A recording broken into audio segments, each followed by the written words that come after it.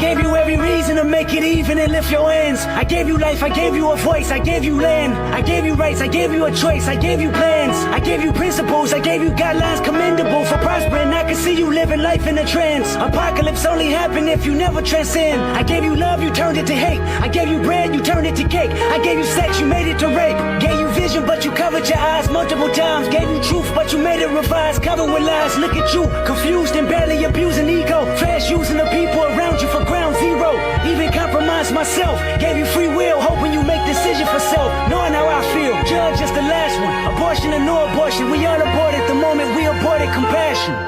Jeez. It's about to go down. Michael Sean and the Takeover Legend Morning Show is back. Monday through Friday, 7 a.m. to 9 a.m. Michael Sean, that's me. Jay Black, Sexy Mo, C-Chum, and celebrity guests that you get nowhere else. That's right, but here on Michael Sean and the Takeover Legends. Go to our YouTube page, Michael Sean and the Takeover Legends, and check the exclusive situation all the way out. Or catch it live. Get your comments on Monday through Friday, 7 a.m. to 9 a.m. Michael Sean and the Takeover Legends are back. Michael Sean and the Takeover Legends, where the truth hurts, but also makes you laugh. Baby, tap in. We the worst records, baby. We about to create a perfectly horrible song. Y'all know I've been in the gym, and now all I wear is tight shirts, tight shirts, tight shirts, tight shirts, tight shirts. Yes, I do. Michael Sean wears tight shirts every day. I wear tight shirts because I'm working out some. And if I wear the right size, you won't see none of my little cuts in my arms or whatever. Short sleeve tight shirts in any type of weather. People talking trans when they see me in the street. Your shirt's so tight, we can see your heartbeat. Man, clown me if you want, I'm sticking to my guns. And when December comes, it's gonna be fun. You can crack jokes and treat me like a jerk, but one day you'll see my six-pack right through my shirt. And even if I wanted to, I just can't stop. I just might rock an Ezekiel crop top. Whoa. What? Did I take it too far? What? Yes. Whatever. Tight shirts in the morning at work and when I grieve. I even wear tight pajama tops when I sleep. Tight shirt. Tight shirts, tight shirts, tight shirts.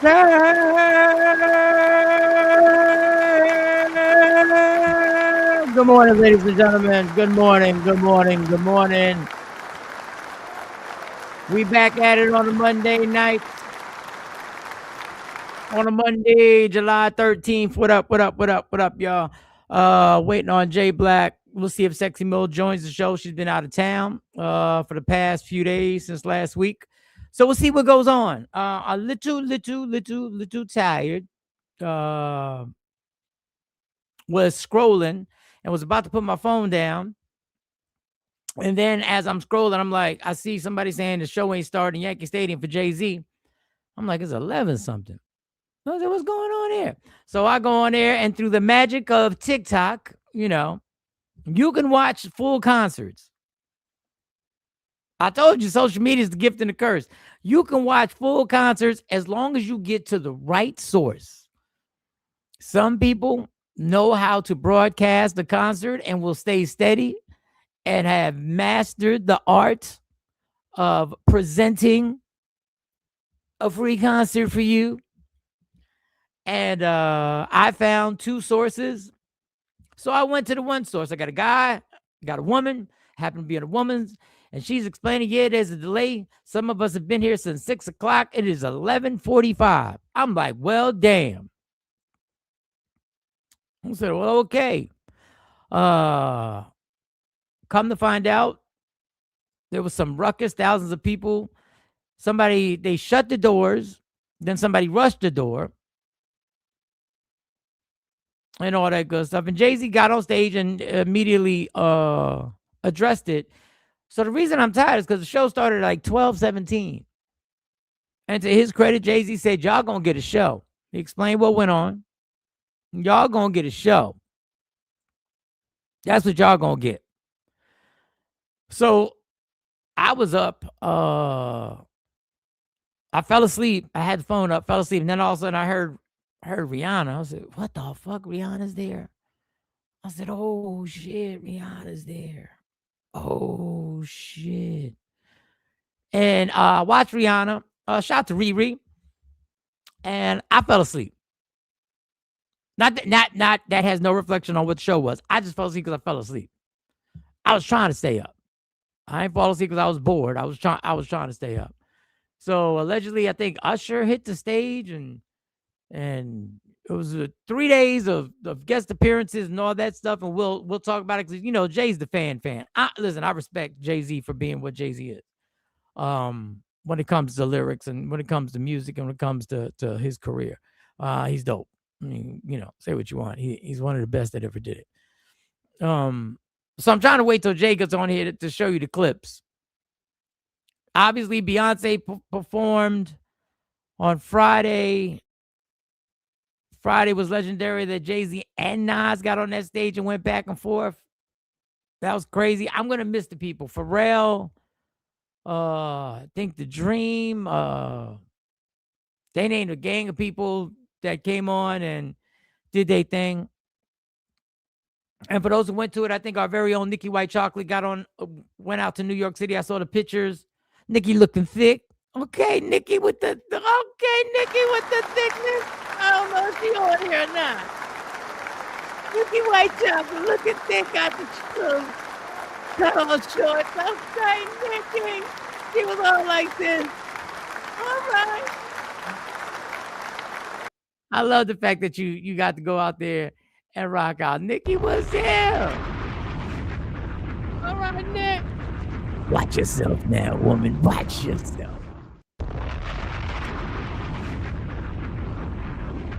We got so much to talk about. Other than Jay-Z, Todd Anthony, who will be on the show Tuesday. I went to his Malcolm X, the one-man stage play Malcolm X. Amazing.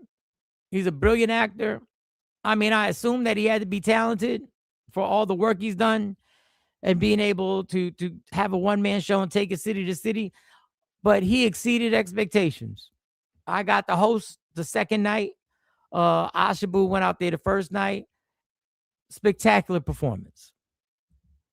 We're gonna have him on the show Tuesday. Spectacular performance. The lock-in, the ability to the show. I was gonna say the movie. The play was based on Detroit Red, Malcolm X being Detroit Red and his transformation into Malcolm X. It was a magnificent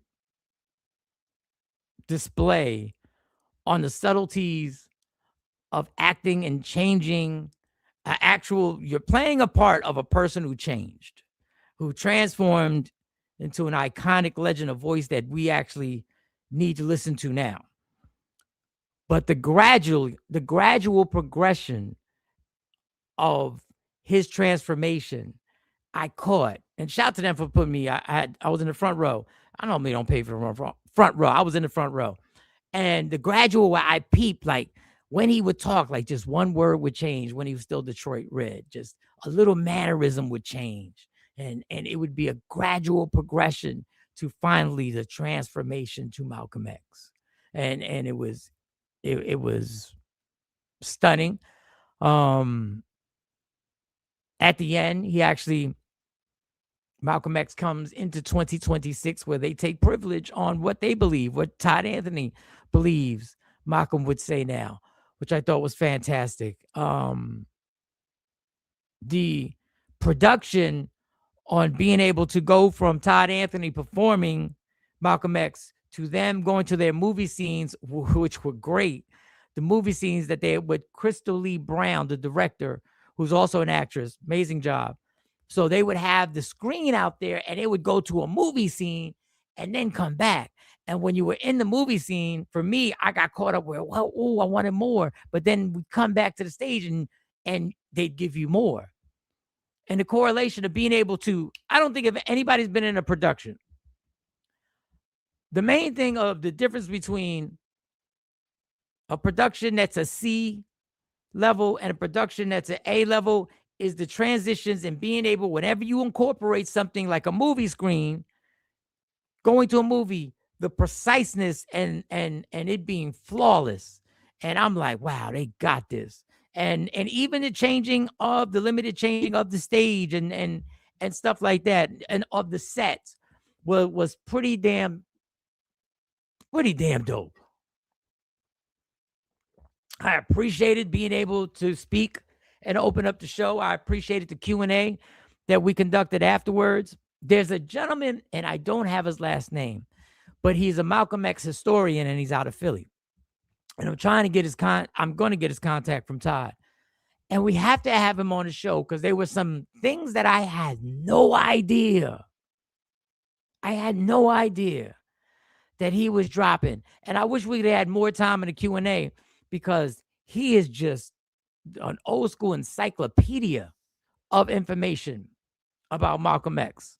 I thought it was excellent. The Q&A was excellent. Everything. I met some people. I met a young lady, Cheyenne.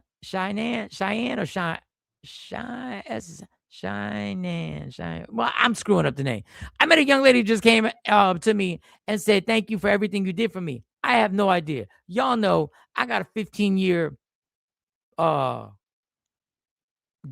not a gap, but a 15-year timeline where things are a blur, where I'm just going. And she came up to me and she was like, "You helped me. I had to do a class project. Without this class project, I wouldn't have graduated." And I was like, "Whoa!" I still don't actually remember. But that was amazing to watch a young person who's 30-something years old right now. And she thanked me. Had a magnificent time there. Ashabu gave us the heads up that the air condition worked. And yeah, the air condition worked. The air condition worked.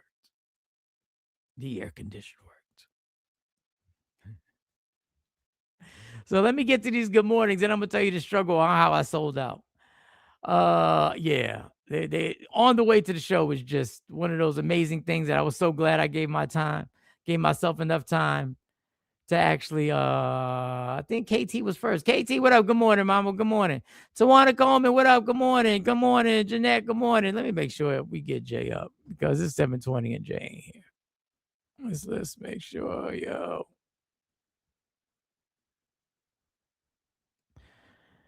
You wake up. We need you. No more vacation days. You're all out. You're all out. All right, let's get to some more. Good morning, Jeanette. Good morning. And we'll get more. I didn't want to get too much into the Jay-Z thing because I know I would like to save that. Shelly, Afro Queen, what up? Afro Queen, what's going on? What's popping? And I really want the crew on here. I really want Jay to be on here before I jump into this because then we got to rehash every single aspect of it. And I like just going with the flow. My Ashabu. Oh, and Ashabu. I kept calling her Sierra, but that's not the name. She had the fashion show. It seems to be an amazing success. Seems like y'all enjoyed it. I didn't get to go. You know where I was at Saturday. Happy Monday to those with no else. Yes, Miss Parker, what's going on? Miss Parker, what's going on? Scroll down. Cousin Ash, what up, cousin? This is what I hate about this StreamYard thing. Right there. Just go ahead. What? Simply because that's on there? That's stupid. Cousin Ash, what up? Good morning. Afro Queen, saying what's up to everybody. Nikki White Chocolate, legendary. Nikki, we might have to send you the link, Nikki. You might have to let us know what it was like to be there. Nikki saying what's up to everybody. Cousin Ash. All right, everybody saying what's up. Everybody saying good morning. Everybody saying good morning. Everybody saying good morning. I hope everybody had a great weekend. Everybody's good morning. Good morning. Good morning. Good morning. Good morning. Good morning. Good morning. Good morning. Jay Black is in the building. Good morning. Good morning. Good morning. Good morning. Good morning. Good morning. Good morning. Yes, Jay Black is in here. Yo.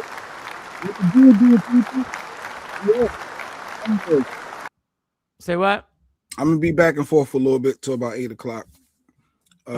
Lady Q had a hair appointment. She getting the braids done, about to go on a little trip. You know how black women do. So I got to get my boy off because he got a little extended school year. So I got to make sure he eat and dressed and blah blah blah blah blah. That's what I was doing. I'm a parent, Mike. But yes, I was listening to the show. I was up all night. I went to all 3 Jay-Z concerts. Yes, watching on TikTok. Yeah, you watched it. And then watch it on YouTube. Last night was definitely the best one. First one was night 1 was dope. That was the second favorite, but night 3 was on another level. The way he brought everybody in the world out. Well, night 1's going to be the one that everybody's going to continue to talk about. Everybody's going to everybody's going to talk about the features, and everybody's going to talk about this for the next 3 days. The first night is the night that will be talked about for months. Man, that show started at 12/17. 12/17. Yeah, my friend posted it. It was mayhem at the concert. Yes, indeed. That show started too late for me. Shayna. Sleep. I have to work today. Yeah, that's tough for people who had to work. Yeah, Tiana Taylor, JD. I did fall asleep. I fell asleep like you, Mike, and I woke up and I was like, wait, that's Rihanna. Oh, wait. Oh, wait, who's this? Oh, that's Jeezy. Okay, let me nod it up. After Rihanna, I wasn't even trying to stay up. No, Beyonce did the full set. Yeah, not a full set, but she had the whole production. Like Beyonce, they're gonna be talking like that was a real and the way I felt about how Beyonce looked night 1, looking like her mama, I was like, she looking like she out of shape. Like someone looking right for me with Beyonce. She shut me up night 3. She shut me up. Like she looked like Beyonce last night. That is exactly the stress and pressure that people have. Because motherfuckers be like, you looking like your mom. She did. She looked a little swole. Look like, is that a fupa? Like, this ain't the Beyonce I know. She looking chubby. Like, it just wasn't it. But last night, her fit, the performance, the choreography. She nowhere looked chubby the first night. I saw it. I don't know. She just didn't look. She didn't look like Sasha Fierce to me. It was, you know. But the clips came out with Pharrell yesterday. I feel like Pharrell was there all 3 days. I'm not, that's what it felt like. So we'll get into we're getting into it now. We're getting into no, wait. And then what else? And then you talked about the Red Show. I didn't put the picture up. Asha was there, like you said, but also with Dr. Smith. They went together. They was there. They met up in there, and it was good to see the Takeover Legends. Asha looking beautiful as ever. One-hander. Look at that. One-hander and looking beautiful as ever. Come on. What else you want? What else you want? They was in the building for Red, showing love. Shout out to Doc out there supporting. Shout out to Todd Anthony. He's gonna come on the show tomorrow and recap. So that's dope. Tony Brown was really good. And then Asha, you know how we support black businesses around. Yeah, I talked about it. So did you play the clip? Did you play Asha? I didn't play the clip. I didn't play the clip. But every time you come on, you repeat the same thing. So my bad. Let me play the. I'm so grateful for 15 years. It's been a lot of lessons, a lot of blessings, and a lot of as you can see in my story. So what Asha knows Set flowers. it up. Set the clip up. Because you shut me down. I was just gonna rush right No, through. I wasn't. I was stopping you from the other part. But go ahead. So Asha Boo represented for the Takeover Legends because that's what we do. So she went to the fashion show with Sierra Janae. It gave her some flowers with a card because Asha she is the hospitality queen. Yes. So she came and she repped, and Sierra was so excited and appreciative of Asha and the Takeover Legends. Yes. She went out on stage to thank everybody with a whole thank you and supporting her and all that. So I just wanted to highlight Asha a little bit more. Yeah. Black businesses, we talk a lot over on this show, but Asha, she came through and represented for all of us. So appreciate you, Asha. No, let's give ourselves credit. We talk a lot and we support a lot. We do. But she was there. I didn't go. I couldn't go. There.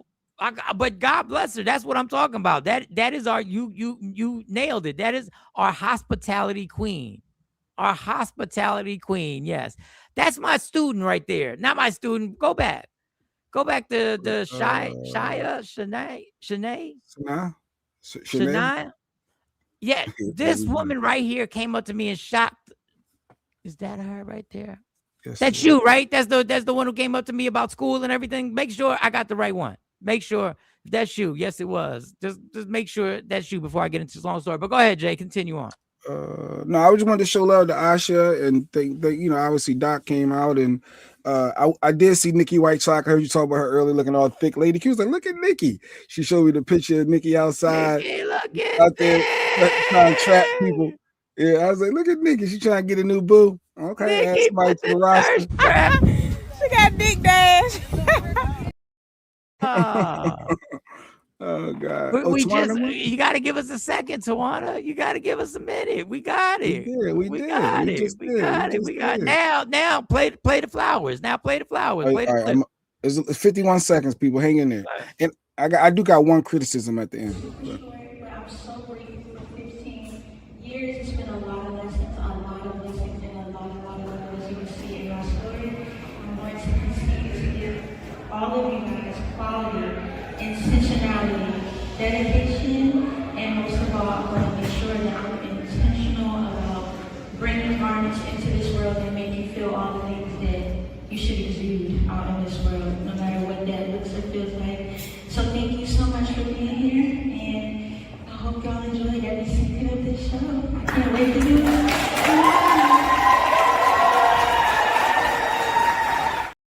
A little bit more, but that was good. That was good. My only criticism is Asha. When you're recording, turn your camera so that could be a full screen. Don't do the up and down. Oh, That's you're not doing that. You're not gonna do that. Because if you go to horizontal vertical matters, then it'll be a full screen. That was my only criticism, Asha. Just me being Jay Black, I guess. That was my only criticism. What up, lunatic? Good morning. Good morning, Stacey McCann, Mike's co-parent. Good morning. Thanks, good what morning. up, Good Stacey? morning. The Red Show sounded like it was great. I wish Absolutely was. It was absolutely. It was amazing. It was amazing. It absolutely was. Fashion show picks look great. All the people who we got on the show, we had a we had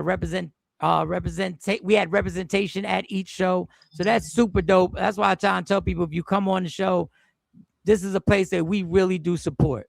We really do support. And thank y'all for the community for going out there.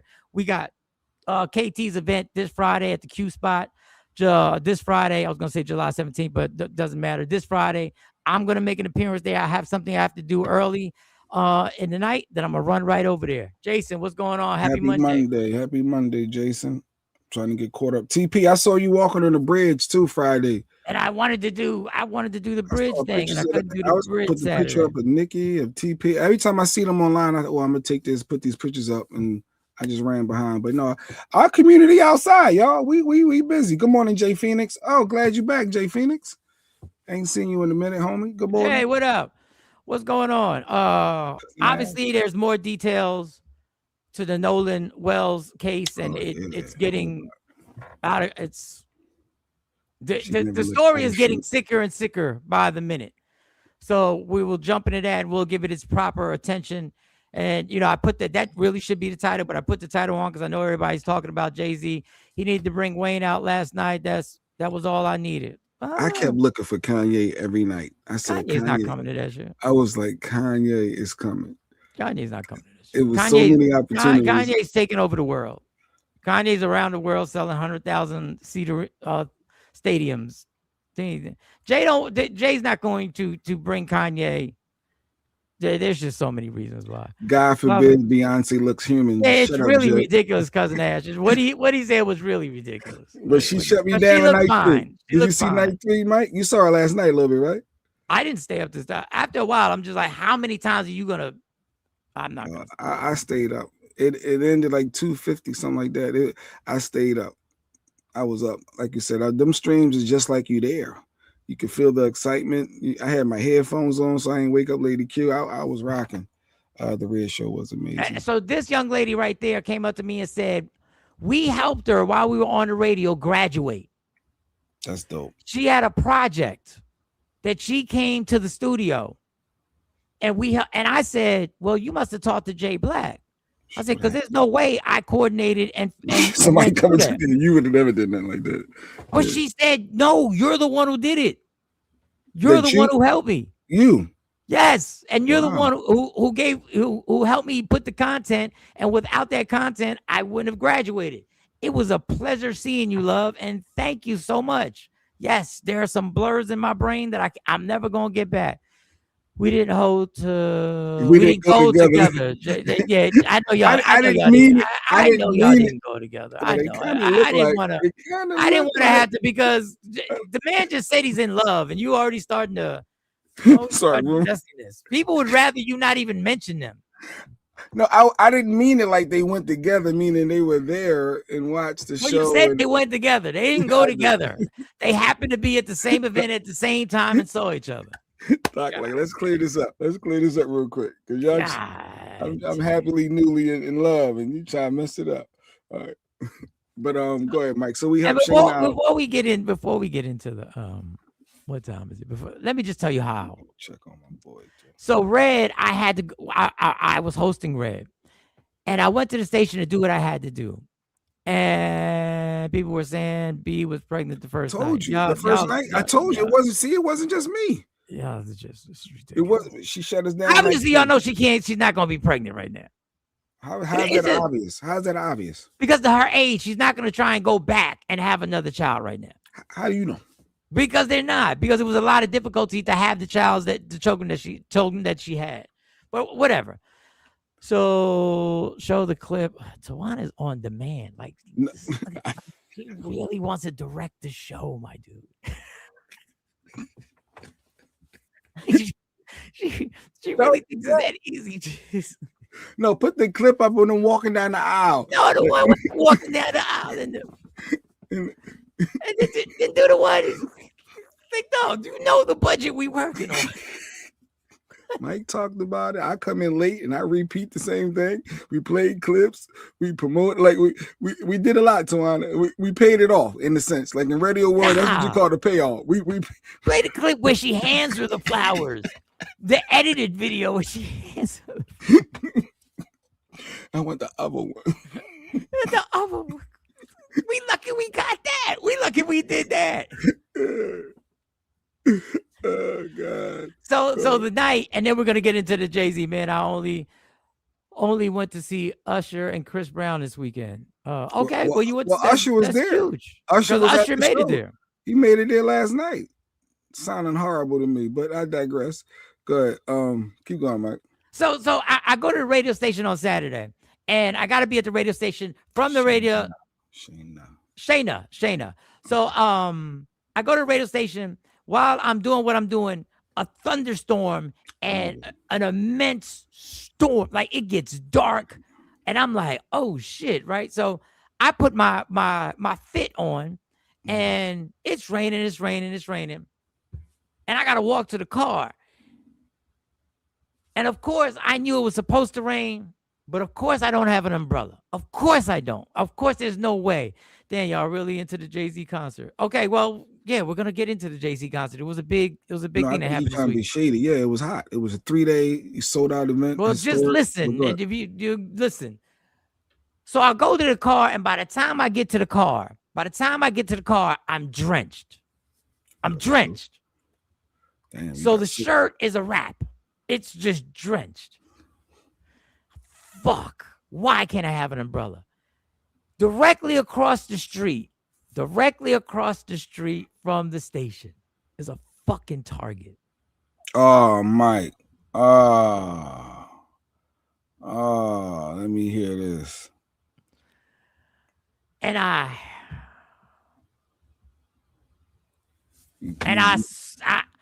I turned into Jay-Z and I sold the fuck out. I Jay-Z'd and I apologize. I want to admit I should have just taken the L and just went in there, and it is what it is. I'm not the only one gonna get rained on. I should have just taken the L. I should have. Yeah, Dave Chappelle was at the concert, was hilarious.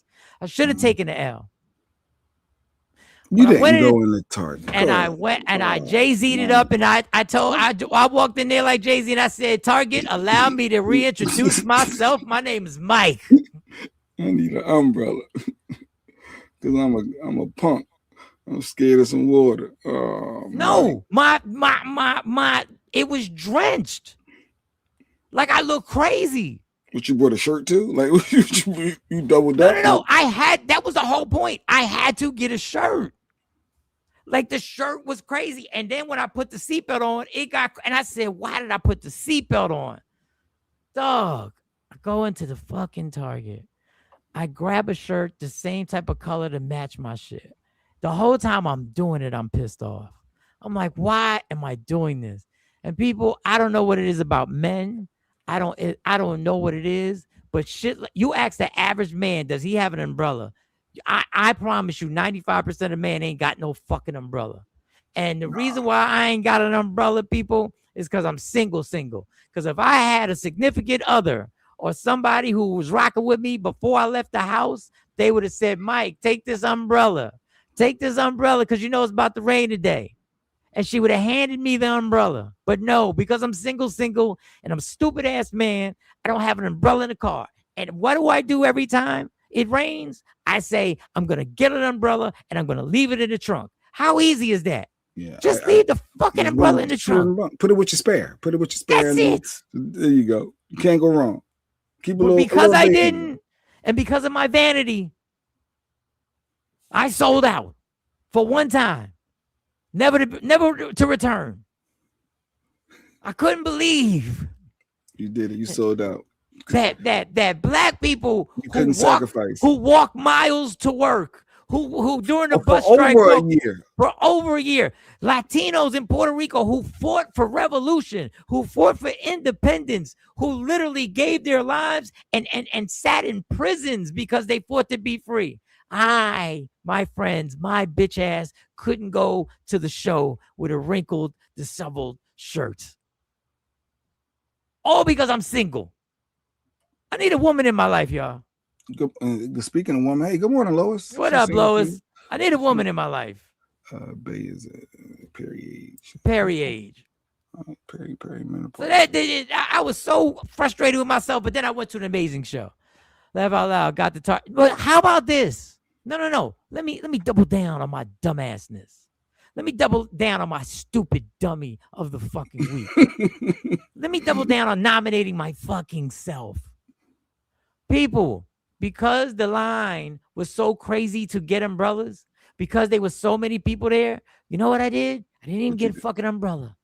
I bought a bag and I put the shirt, folded it neatly. I'm vicious with the folding. Put it in a bag and covered it up and ran to the car, which means, people, I still don't have an umbrella.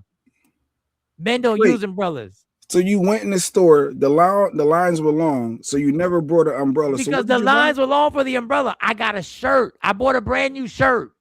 Because your shirt was drenched. It was drenched, and there was no saving dry, it. So that's what you put in the bag, and you put in the bag. I folded it, went to the car, laid it down. I still ain't got an umbrella. You still gonna get wet. I'm still at some point. Good morning, Auntie. So that was my ridiculous. Yes. I nominate myself for stupid. Lois said you can redeem yourself. Just return the shirt, Mike. 5, 4, 3, 2, 1. Michael, Sean, and Jay Black, I need you to tell me who is the stupid dummy of the day. Yeah. Me. I just explained why. Me. Mike's stupid dummy. I'm the stupid dummy of the day. People shop at Amazon. You know, they politicking. They picking and choosing. Like, politics as usual. That's what Holmes said. Let's get to it so we could dissect what Jay-Z thought he accomplished and what he didn't accomplish. Well, I was still on the bridge trying to make it back to Philly side when it started lightning like crazy. That's got to be nuts. You on the bridge and you see the lightning and then the soaking storm. And yes, no man or boy had umbrella. We don't have an. I'm getting an umbrella. I'm getting an umbrella. I'm not doing this again. I'm not doing this ever again. This is stupid. This is stupid not to have a goddamn umbrella. This is dumb. Be a grown man with a little umbrella. Hell yeah. A little Bentley far as well. You're gonna be Bentley. Yeah. In the wintertime, you wear a coat to protect you from the winter, from the cold. You wear gloves. Far to the indoors. No, motherfucker, ain't nobody trying to be drenched and be all crazy looking. Yes, I'm having an umbrella. LaShawn, yes, I'm having a damn umbrella. You ridiculousness. She said she wasn't a manly man. She said she wasn't a real man. 2, 1. Michael, Sean, and Jay Black, I need you to tell me who is the stupid dummy of the day. Yeah. Gotta be damn kidding me. Umbrella stupid. Get these good mornings. I'll be right back. I gotta do something real quick. I'll be right. What? All right. Good mornings. I thought we got through all of them. All right. So the Jay-Z, we're gonna get into that. Miss Parker had a good trip. What else this weekend? We talked about Red. We talked about Sierra Janae, the Thriller fashion show. Jay-Z all 3 nights. We all agreed that Beyonce looked a little plump on night 1, but she came back on night 2. New merch, Michael Sean, the Takeover Legend. Jay, go to wokeupiinspired.com. You get anything you want. Appreciate the support, Lois. What else? Last night was fire. If y'all didn't watch it yet, obviously there's some good clips on YouTube. I just looked this morning. They already got the whole production, the whole hour, whatever. Actually, it was from 12:17 to 2:50, something like that, 2:55. So whatever time that is, they already got it produced and some clear shots. You can see when everybody come out from Fat Joe and Jadakiss came out, they had some energy. I thought they was gonna have Ja Rule with them because they were doing Ja Rule's song. The clips came out, it was fire. I don't forgot. I think Jermaine Dupri came out. Jeezy, Usher. Last night was definitely something. Last night was something. All right. So let's get to it. I tried to tell y'all, everybody over 40 who believes that they can make a statement and they can come out and say whatever they want and their celebrity is going to override everything. Hate to break it to you, it's not. You can have all the features in the world, Jay-Z. You can have everybody.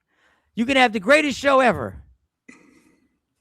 But when you do a freestyle, people who are not blinded by your celebrity, which is the generation after us, we'll pick you apart and we'll realize the hypocrisy and the fucking bully that you are. Deani, good morning. And they will recognize the fucking bully that you are. And the fact that your ego can't allow yourself to read the room. Listen, I've now given over 30 minutes to showing everybody how great the show was. I'm giving everybody. Shout out to Lady J, she was at the show. Shout out to Nikki, she was at the show. Shout out to everybody. Now let's get to the propaganda that fell flat and that everybody picked apart. I'll be right back while you slander my homie. Go ahead, hold on. Ain't nobody slandering your homie. So it was great. I gave enough to the glazing of the show.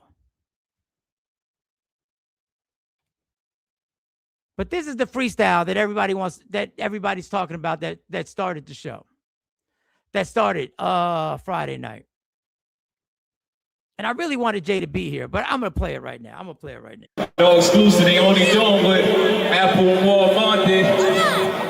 You shopping at Amazon or you boycott? You posting on Instagram? That's Meta, boy, stop it. Y'all know Google owns YouTube. You picking and choosing the politicking as usual.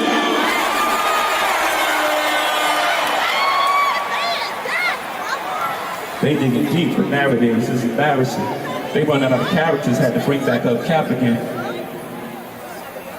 Buddy took a check, I ain't even mad at him. But along with that check, got a sign of non-disparagement. I'm the one they can't control. Y'all better be glad as hell.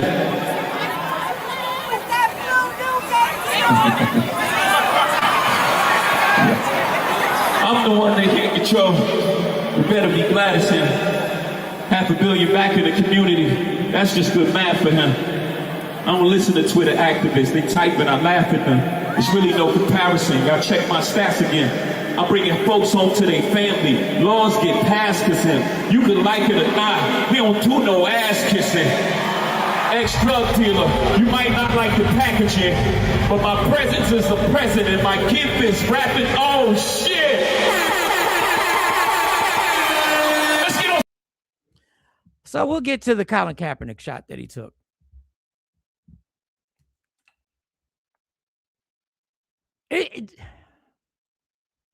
It gets to the point where in order to try and justify what you did to Colin Kaepernick, by any means necessary, you will go at him, but the man has never come at you. You will literally discuss for a punchline the contract that he signed with them after a lawsuit which he won. That was part of the lawsuit which he won, proving that the NFL blackballed him.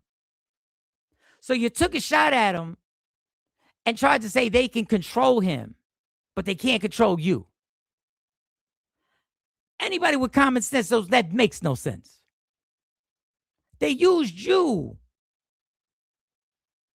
to maneuver past Colin Kaepernick, and you knew that. But once again, you go at the man who just paid for the independent autopsy for Nolan Wells' family. You better be glad it's him.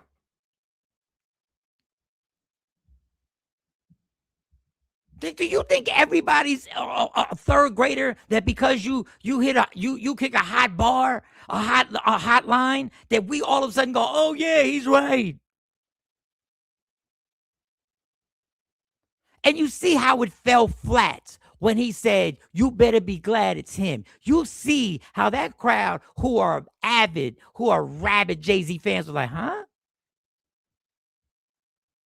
What? This gets, and I'm not making no shit. We'll go right back to the line. We'll go right back to the line. As usual.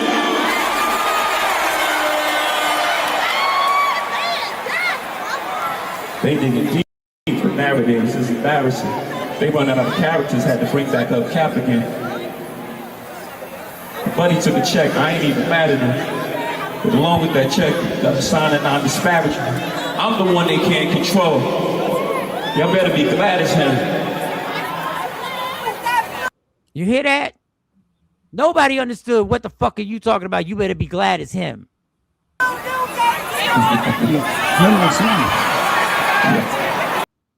Now, you attack this man who's done nothing ever to you. You're a bully. You're a straight bully trying to justify your actions by any means necessary. And to bring up Facebook and Meta and YouTube, and we didn't think we could trust them from the beginning. We thought we could trust you. We thought you were with us. And the fact that people just sit here and get so caught up in celebrity fucks, I don't care how great the show was. That man is still putting in work. Still putting in work. But your ego is the pivot. And let's see, he got to take a shot too for me to clear my shit up. And you cleared nothing up. You cleared nothing up. It's the arrogance and not giving a fuck. It is embarrassing on our part that people still just go like, yeah, he's great, he's everything. But people saw through it. People saw through it. That's what I'm saying. Yeah, they're going to talk about Beyonce coming on stage. They certainly are. She kissed her husband. She says she loved him. They never show public signs of affection, Lady Q said. That freestyle wasn't it, bro. That wasn't the one, bro. Oh, yeah. That stop it. Now the Roots Picnic freestyle was that was better than this one. But this one, I'm starting to see what you're doing. You starting to notice that because you brought up Twitter activists. You starting to notice that people ain't receiving you like they once received you, and you can't pay radio programs and certain shit to manipulate the masses. So the masses are calling you out on your bullshit because you brought up the Twitter activist shit. So you're seeing people call you out on your bullshit and call, they separating the artist from the character. You make great music. Niggas respect you for your music, but your character flaw. And I'm starting to notice that you're using Beyonce for everything. Your career and your position stands on the back of Beyonce. She came out braiding your hair 2 weeks, like a week or two ago. Now she cutting your hair with the opening show. And because being such a great master manipulator, that without Beyonce, they would have been chopped your ass off by the knees, man. The black community would have been chopped you off. Because the black community is really led and ran by strong black women. They would have been chopped you off, and you know that. So you keep using Beyonce. But what I don't like about that freestyle the most, you brought up Colin Kaepernick because you couldn't bring up shit else. You brought up Colin Kaepernick not knowing, and this is how I know you pay attention to the internet, but you don't read the room. Colin Kaepernick used his resources to fund Nolan Wells' autopsy. The young black kid in Mississippi that lost his life hanging with friends. The same nigga career you got sabotaged somewhere found resources to help fund the situation needed. Oh, Mr. Listen, you're not gonna keep people ain't dumb. People ain't dumb. You jump on everything. You jump on this. Bring up the goddamn files. Clear that shit up. Since you want to touch on everything, but you won't because it's a touchy situation. And I'm not talking about the hotline. I'm talking about when the billionaires were going back and forth on how they use you to pacify the people in Brooklyn so that Barclays Center could be there. They said it back and forth.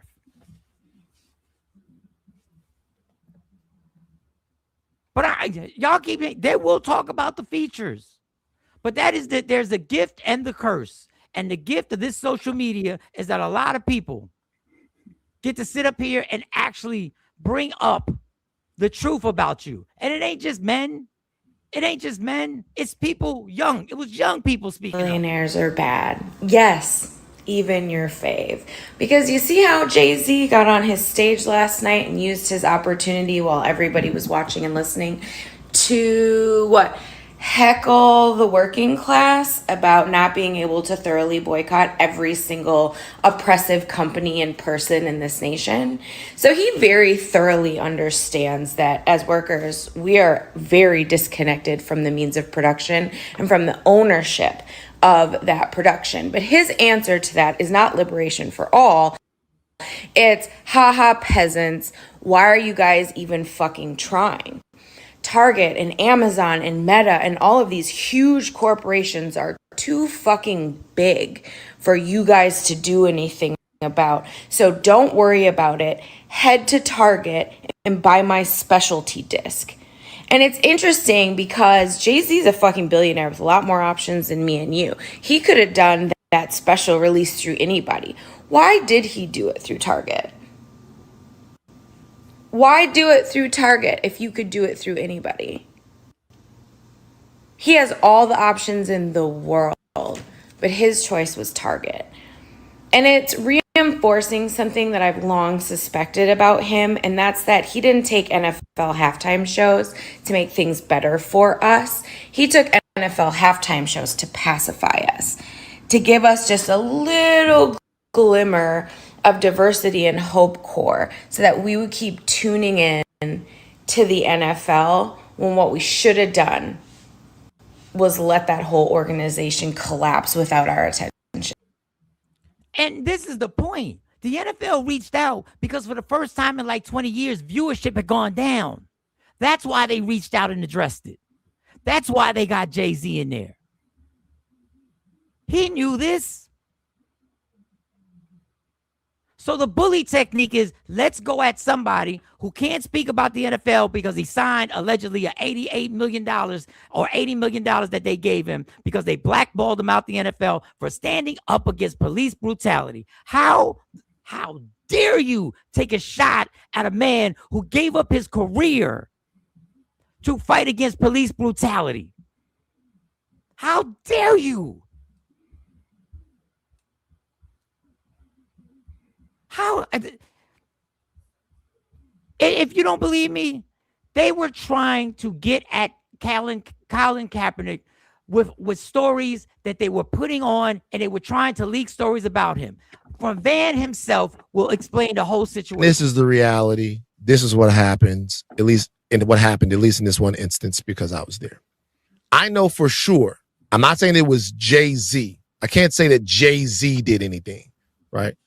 But I know for sure, that Rock Nation was seeding negative stories about Colin Kaepernick during the time that he was really in traction with Jay-Z. For sure. This is after the Rock Nation NFL deal has been announced. And give Harvey more credit than just with how he played this. I'll give him credit for the fact that he goes, hey, I just got this information on the phone. I know who was on the other end of the phone. I know who Harvey's Rock Nation contact is, right? I just got this information on the phone. And all of these things about Colin Kaepernick is what I just got told, right? And Harvey comes over to me and he says all of this stuff. And he's like, yeah, did you know that he actually doesn't really want to play? And I looked at Harvey and I said, look, I don't think that we here at TMZ should be getting in the middle of what's going on between Colin Kaepernick and Jay-Z. I think if we run what essentially was a hit piece on Colin Kaepernick, I don't think we have the cultural cachet to do that.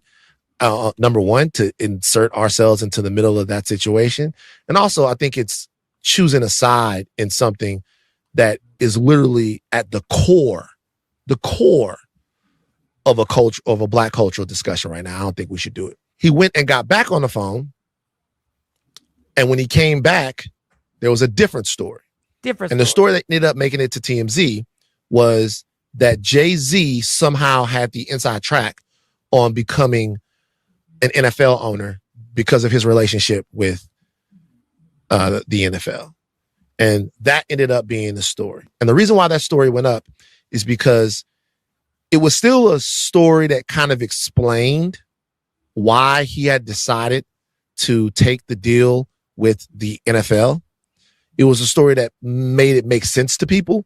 Like, oh my God, maybe Jay-Z, as the owner of a team, can then put Colin on a team.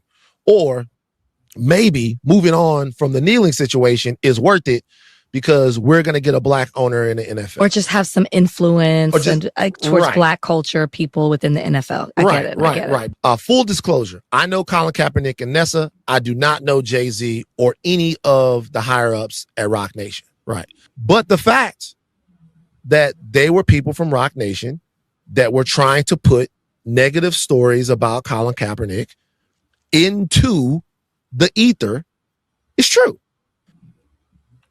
I don't know what else. I honestly don't know what else. Like I don't know what else. Like to even bring that line up in a backhanded and I should say direct way to say that man shut up and y'all better be happy it was him, and to come at him like that is so fucking. It's so the height of your fucking arrogance. It's so the height that anybody can catch it as long as I can change the narrative about me. And that part where it says he doesn't want to play, when Harvey went to him and says, oh, they say do you know he doesn't want to play? Do you know that's the first fucking thing Stephen A. Smith said that day on the show? You know, he really doesn't even want to play. You've literally been coming at this man who was trying to do the right thing. You literally still in 2026 go right back at him for somebody who was trying to do. He got the money because he won it in a lawsuit because he made the NFL have to. It was judged. They did blackball him. They did blackball him.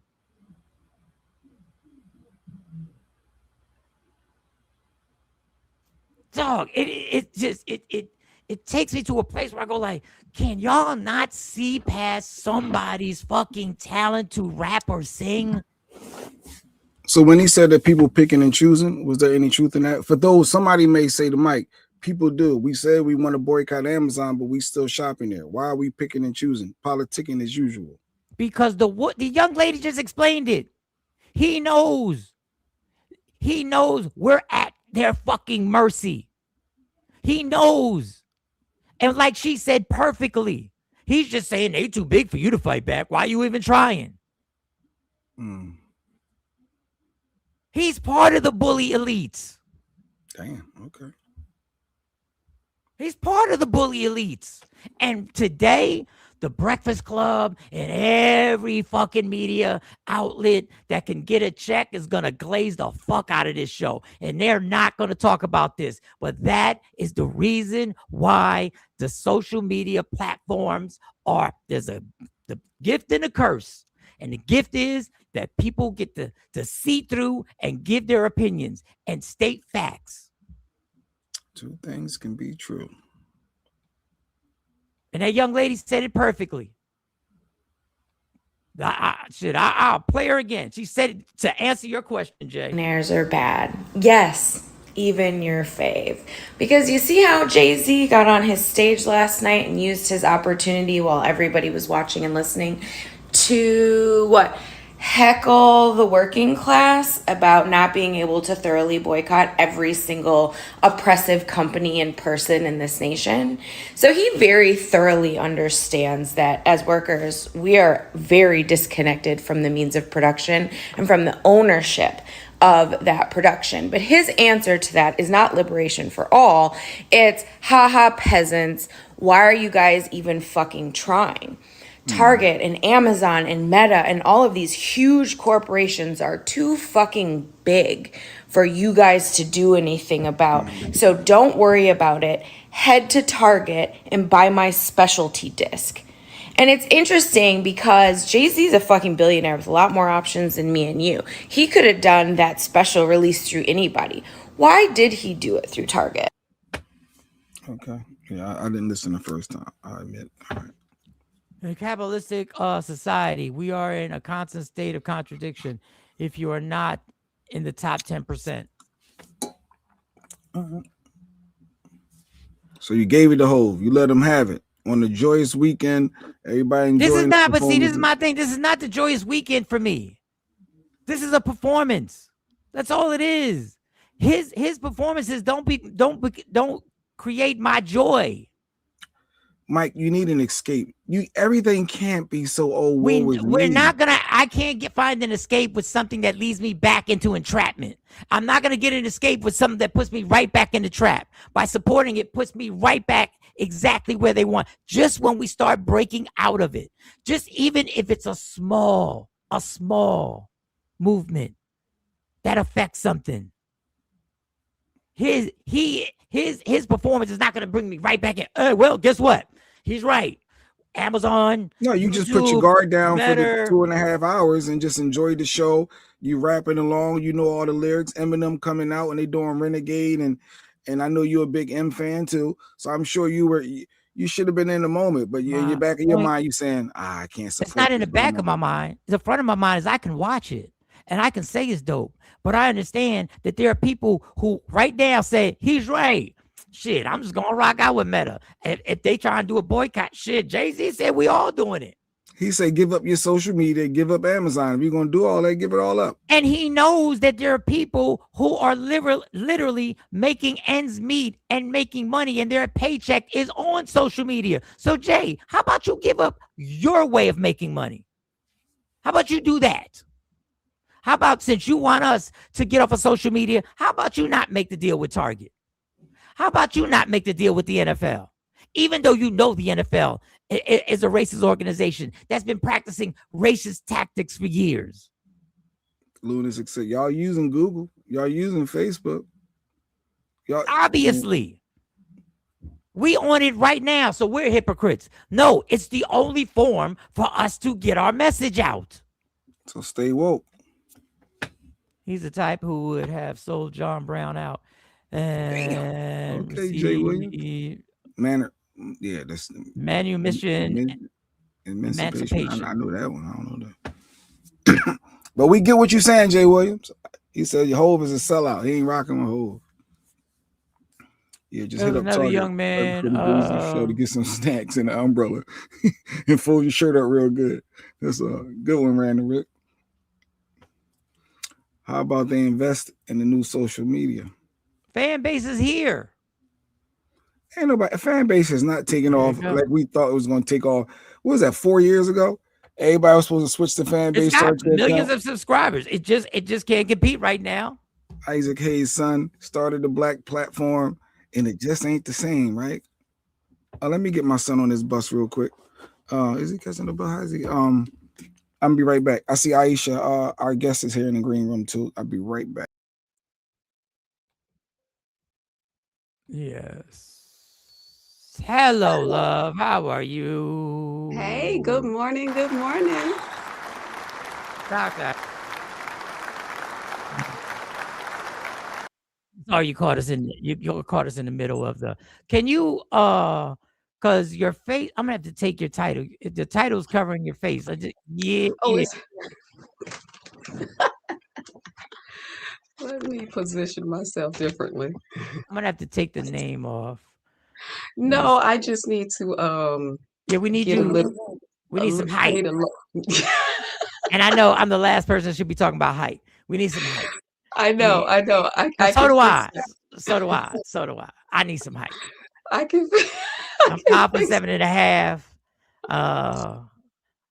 And I'm the last person to be telling somebody you need some height. No, you need some height, Mike. You need. I actually have something that I'm sitting on. I have an actual cushion that I put under me to give me this. Yeah, I shouldn't even have told you that. I just told the whole truth. I told everything. So we got to get it. We got to get into to therapy stuff. We got to get in because I'm on this this Jay-Z thing just really got me. And, oh boy. And gets me every single time. I'm trying to find the one more person. There was another young man. Let me see if this is the young man. This is the young man who had a comment. Let me see if it's the same one or is it a different one. That freestyle wasn't it. No, not him. Not him. Let me get to the second young man. Who and I say this before I play it. I say this because we criticize this young generation all the time.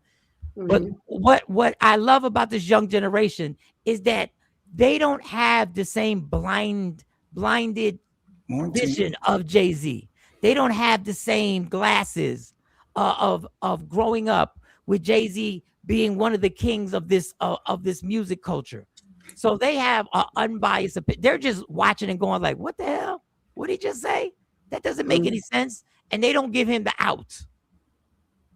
So here's another young man in his comments about what happened with Jay-Z. You playing Jay-Z for the doctor? Making videos. I really don't enjoy making videos talking bad about black people. But Jay-Z thought he snapped with this one. Instagram, that's meta, boy. Stop it. Y'all know Google owns YouTube. You picking and choosing the politicking as usual. This is what he sounds like. Now, Miss Rosa Parks, I know you're not just gonna boycott the buses.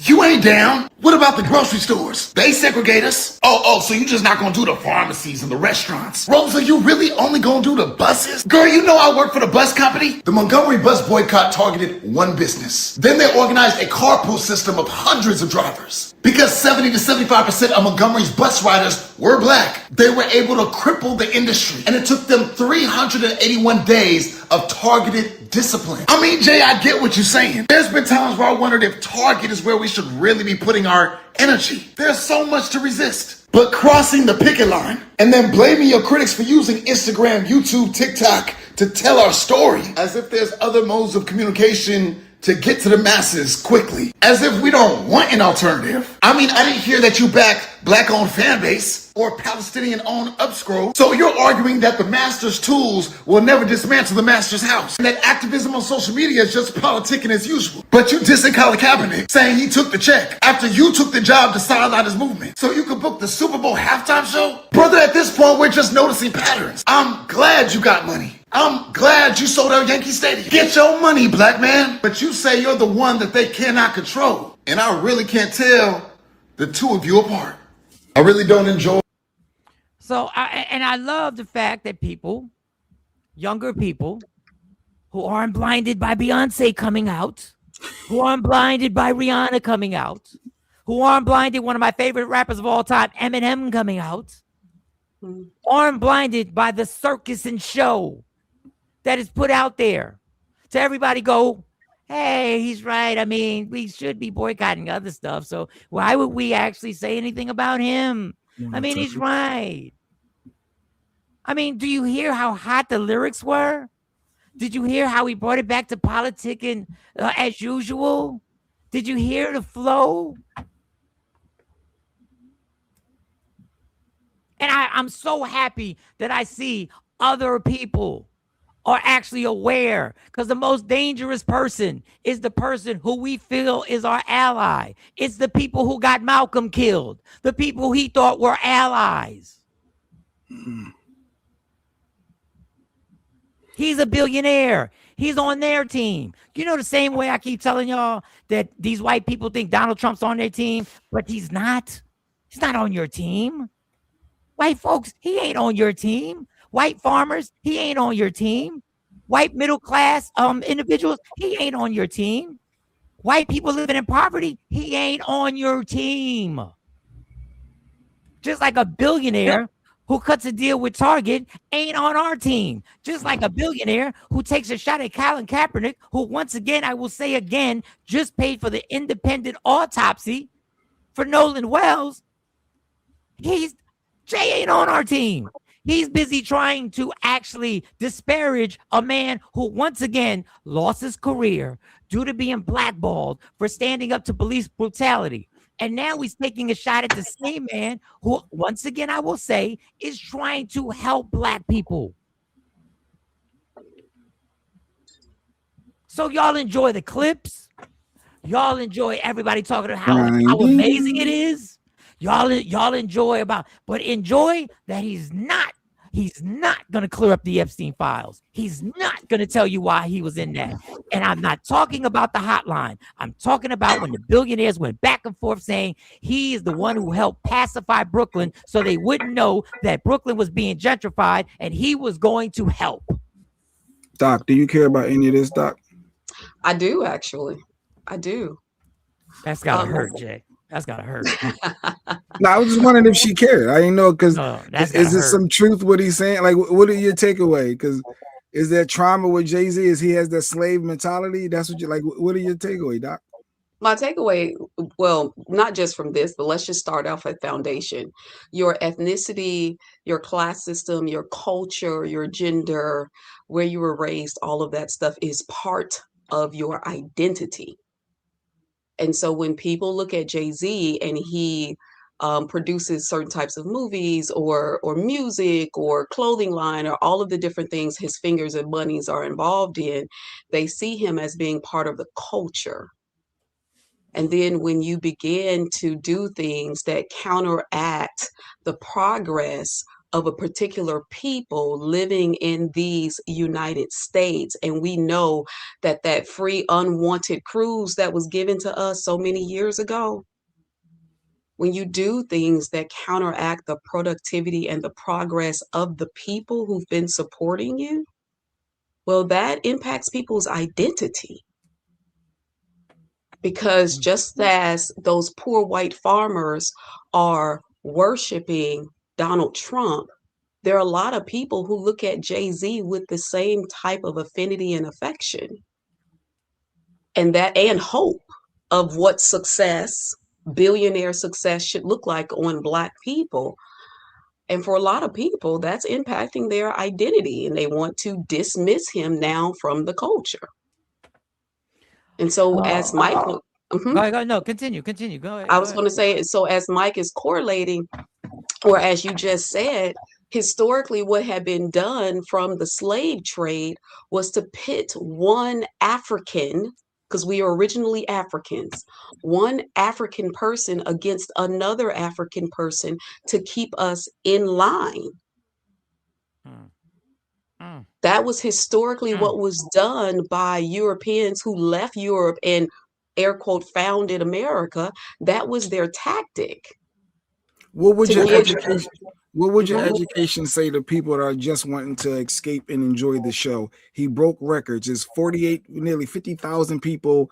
He broke records each night with sales. Like, can you just enjoy something, or no? Everything has to be scrutinized. Everything doesn't have to be scrutinized. I try not to use those eternal languages, everything, always, all the time, all people, that kind of thing. But when you are aware of something and you are aware of someone, from whatever the actual truth is, emphasis on actual, then that person would not be able to go to his show and enjoy it. Just as I would not be able to go to a Donald Trump rally and enjoy it. I have so many people in my family who I absolutely adore, who served in the armed forces, all 4 branches, covering at least 5 generations. I love my relatives, and because of their sacrifice, for what they did for this country and where I live, I don't want to see people here harm. So I love this country, right? But when people do things that make this country we feel ashamed to live here because of certain things that are happening, I don't go to the celebrating country things fully wanting to celebrate because now I'm embarrassed. Does that make sense? I'm gonna come back. Mm-hmm. Yeah, no, I hear you. That makes total sense. Let me get back to the dude with the HSV. The Steve Urkel, look at the crying over imagery files that even the FBI said was BS. The FBI never said it was BS about the billionaires going back and forth. Jeffrey Epstein going back and forth in emails saying the reason why they're not protesting in Brooklyn is because we have JC to pacify them. So understand, when you come here, this ain't been some brand new shit that I do for content. We ain't even promoted. We ain't even never started promoting this channel till a few months ago. And put him back up. Put him back up. Put him back up. Jay-Z did more for the community than everyone thus in this chat right now crying. He got people to come home, and people that came home, he came home to what? To a place that had been gentrified. He moved. People were coming home to a Brooklyn that wasn't Brooklyn anymore. That isn't Brooklyn right now. So I know, Stan. I know it's too much. I know, Stan, it's too much. It's too much for somebody to hold somebody accountable for what they actually did and go and try and destroy Colin Kaepernick. You don't care because your fandom has taken you a place where you will not question what Jay-Z has done. The man used Colin Kaepernick as a punchline. And let's talk about the fake outrage. The fake outrage is a term that has been put in society now. So when we speak up, what they can do is basically ignore the comment by just saying it's just fake outrage. It's like Donald Trump saying fake news. And everything is, well, they're just doing it for content. Obviously, we know a lot of people do it for content because they do it to make bread. They do it to make money. But not everything is fake content when the facts are the facts. I just showed you the clip from TMZ where Rock Nation was literally sending stories to TMZ to try to disparage Colin Kaepernick. Is that fake outrage? Or did you not see that clip? Because I can play it again. Does he have a book that he's selling in Target? He said Cap got a book he's selling in Target. Let's go. Let's play it one more time. Let's get Van on here. Where's Van? Let's play it one more time. Breaking records on the backs of okay. With no remorse. This is your king. This is the reality. This is what happens. At least in this one instance, because I was there. I know for sure. I'm not saying it was Jay-Z. I can't say that Jay-Z did anything, right? But I know for sure, that Rock Nation was seeding negative stories about Colin Kaepernick during the time that he was really in traction with Jay-Z. For sure. This is after the Rock Nation NFL deal has been announced. And give Harvey more credit than just with how he played this. I'll give him credit for the fact that he goes, hey, I just got this information on the phone. I know who was on the other end of the phone. I know who Harvey's Rock Nation contact is, right? I just got this information on the phone. And all of these things about Colin Kaepernick is what I just got told, right? And Harvey comes over to me and he says all of this stuff. And he's like, yeah, did you know that he actually doesn't really want to play? And I looked at Harvey and I said, look, I don't think that we here at TMZ should be getting in the middle of what's going on between Colin Kaepernick and Jay-Z. I think if we run what essentially was a hit piece on Colin Kaepernick, I don't think we have the cultural cachet to do that. Number one, to insert ourselves into the middle of that situation. And also, I think it's choosing a side in something that is literally at the core of a culture, of a Black cultural discussion right now. I don't think we should do it. He went and got back on the phone. And when he came back, there was a different story. And the story that ended up making it to TMZ was that Jay-Z somehow had the inside track on becoming an NFL owner because of his relationship with the NFL. And that ended up being the story. And the reason why that story went up is because it was still a story that kind of explained why he had decided to take the deal with the NFL. It was a story that made it make sense to people. Like, oh my God, maybe Jay-Z, as the owner of a team, can then put Colin on a team. Or maybe moving on from the kneeling situation is worth it because we're going to get a black owner in the NFL. Or just have some influence and towards black culture, people within the NFL. I get it. Right. Full disclosure. I know Colin Kaepernick and Nessa. I do not know Jay-Z or any of the higher ups at Rock. So put the comment back on. He's changed laws. $500 million. First of all, you're going by what he said. I think he's just trolling you, Mike. HSB is just trolling. Cool, because there's a lot of people who will say this. $500 million donated by the NFL to black entrepreneurs, but they won't have a black owner. They won't have a black owner. We're supposed to think kneeling is what would magically stop police brutality. Magically, I guess it was magically when Martin Luther King said, this is how we're going to do it. Magically, it's going to work. I'm not saying anything. This fake outrage situation, I love the fact that you keep going back to that. You know, let's think about this for a second. There's a rule that I use often in my counseling sessions, which is two things can be true at the same time. Okay. Martin Luther King and Malcolm X. They had initially, when they both started, two different methods, but the same goal. And propaganda and black community and all of those things. Good morning, April. All of those things pit them against each other, but they had the same goal. So part of this stuff that I'm seeing that's popping up on the screen here, people are, should they go to the concert? Should we kneel? Is Neil going to do this? Is, all these other little things going to do that? My question to everybody is, a little bit of change slowly still creates change ultimately. And so instead of fighting against each other, why don't we support each other in the positive things that we're doing to continue to enhance our culture and the Africans that were forced to come here and continue to live in America? See, you can complain about Colin kneeling because he wasn't as vocal and as loud, but then you get somebody who is vocal and loud and you complain about them being vocal and loud. Facts. Pick a lane. How about we just focus on the fact that they're doing something to help us move forward? The same way people complained about President Obama. You didn't like this and you didn't like that, but now look who you got. Let's just stop. Everybody pick a lane, participate in something that's going to move us forward, instead of trying to pull down the people who are trying to move us forward. If you don't like their tactic, go to the team that has a tactic that you like, but play on a team that's moving us forward. It's my bottom line. Absolutely. And I just want to say the magically kneeling thing. Let me tell you what the magically kneeling thing did. It got the NFL to realize that they were losing viewership. And that's when they had to make a move to change that.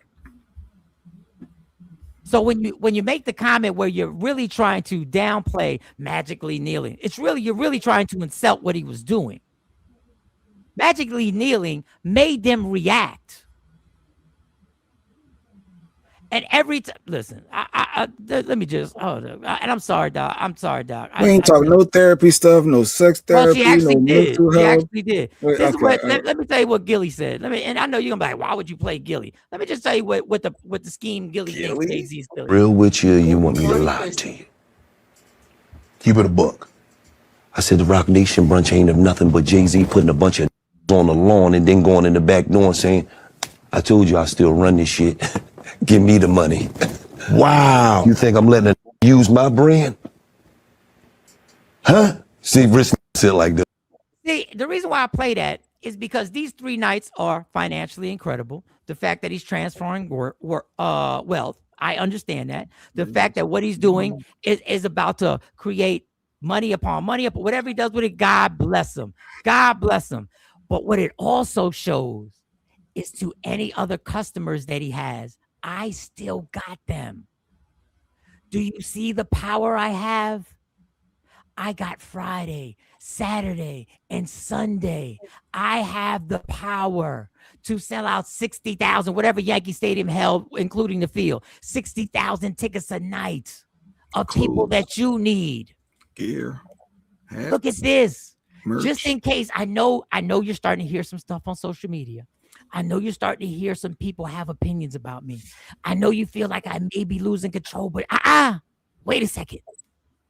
Look what I can do. That's exactly what Gilly said. Bring them out. Gilly said exactly that. Hey, look at them. They're at the brunch. Now cut me the check because I got control of them. That is the thing that I'm trying to get people to listen. I think Jay-Z is the 1% of the 1% when it comes to doing what he does in hip hop. I understand the allure, no pun intended. I understand what it is that attracts you to Jay-Z.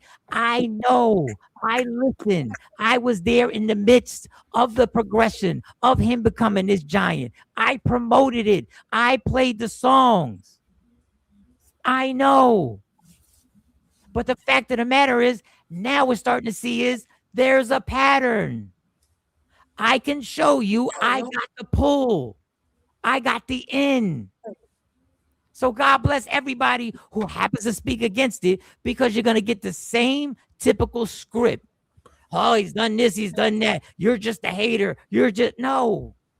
I just can't believe that in the middle of a young man amongst a bunch, but one particular young man, Nolan Wells, being killed, that Colin Kaepernick puts the money up to get the independent autopsy, and you still have the audacity to take a shot at him.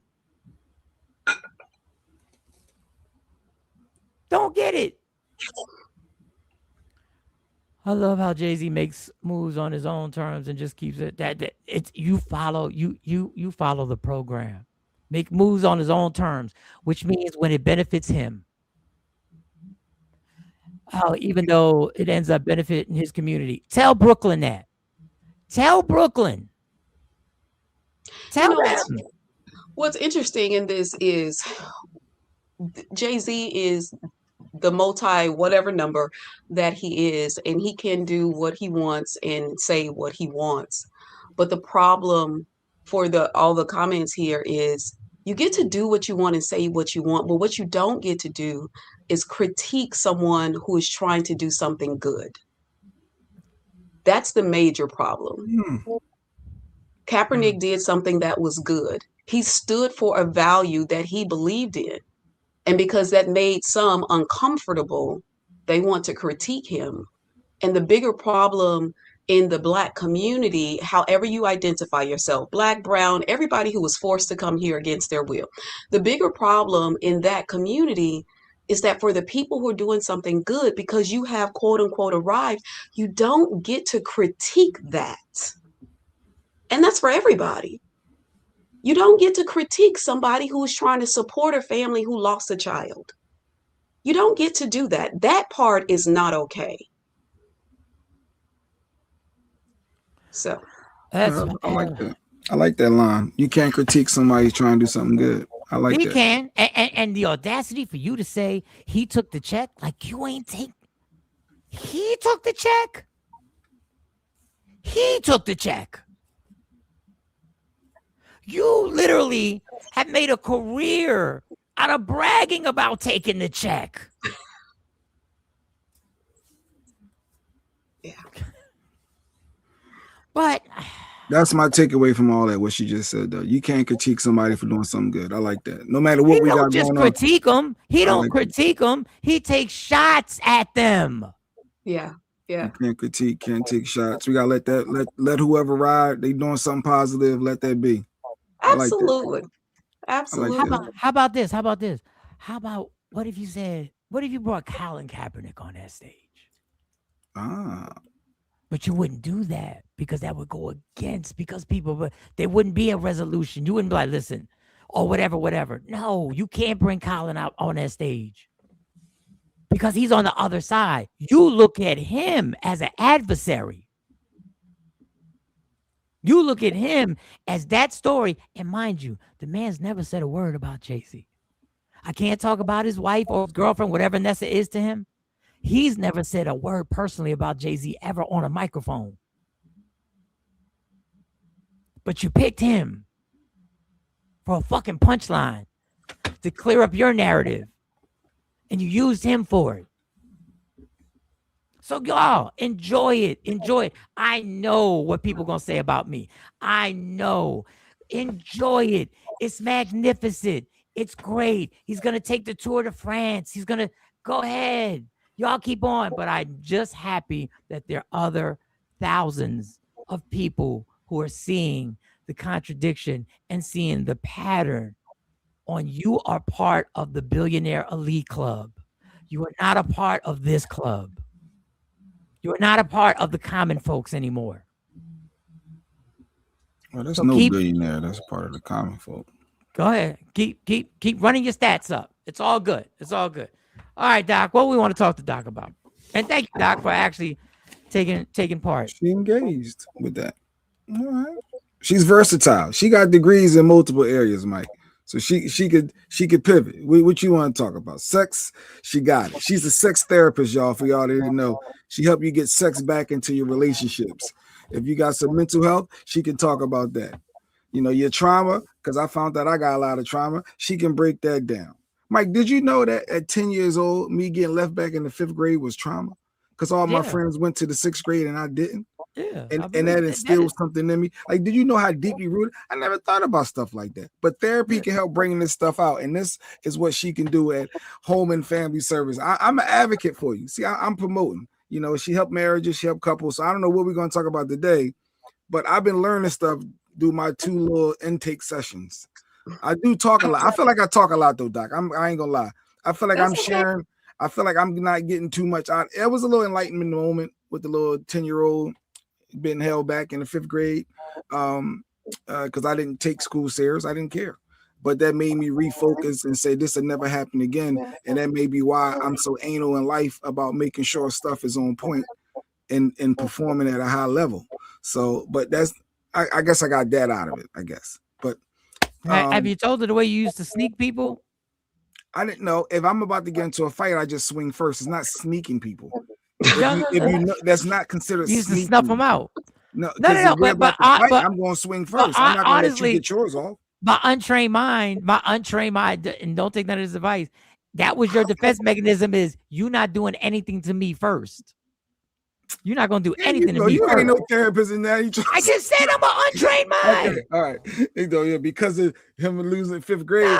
But 5th grade was traumatic. Do you know what the worst fear in my life for the first 8 years in school was? Getting left back.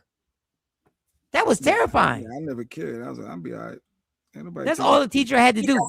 It's hit me with what do you want to repeat the 4th grade? Oh shit, wait a second. I'll be back for extra credit. I'll have this homework on time. I want you late for the show. I had to get my son because my wife is getting her hair braided, and you know it takes 20 hours. Yes, it does.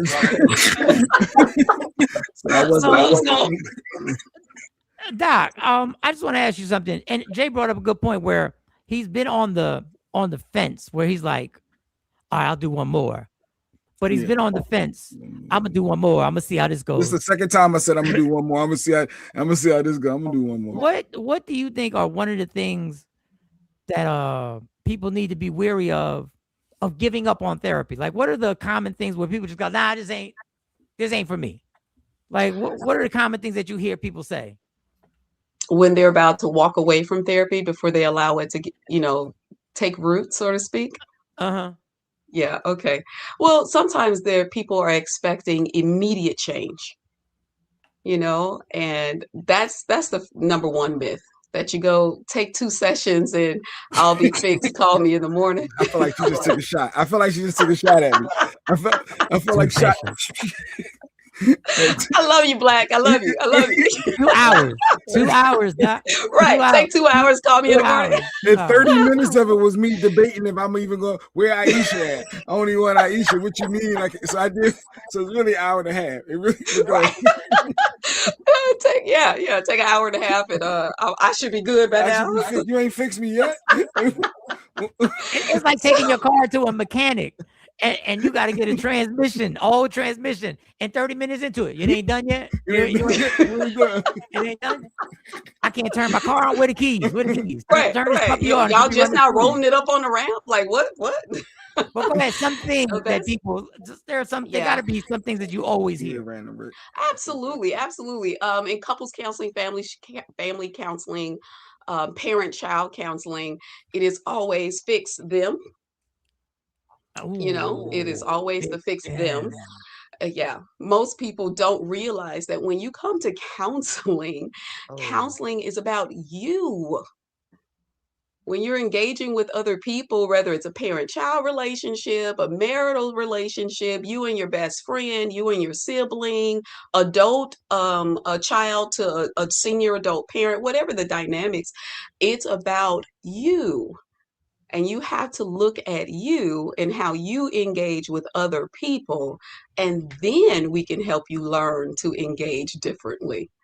So, so far it's been 2 sessions, Mike. I ain't been icky with my family. I ain't saying all the lovey-dovey words. I'm not hugging people.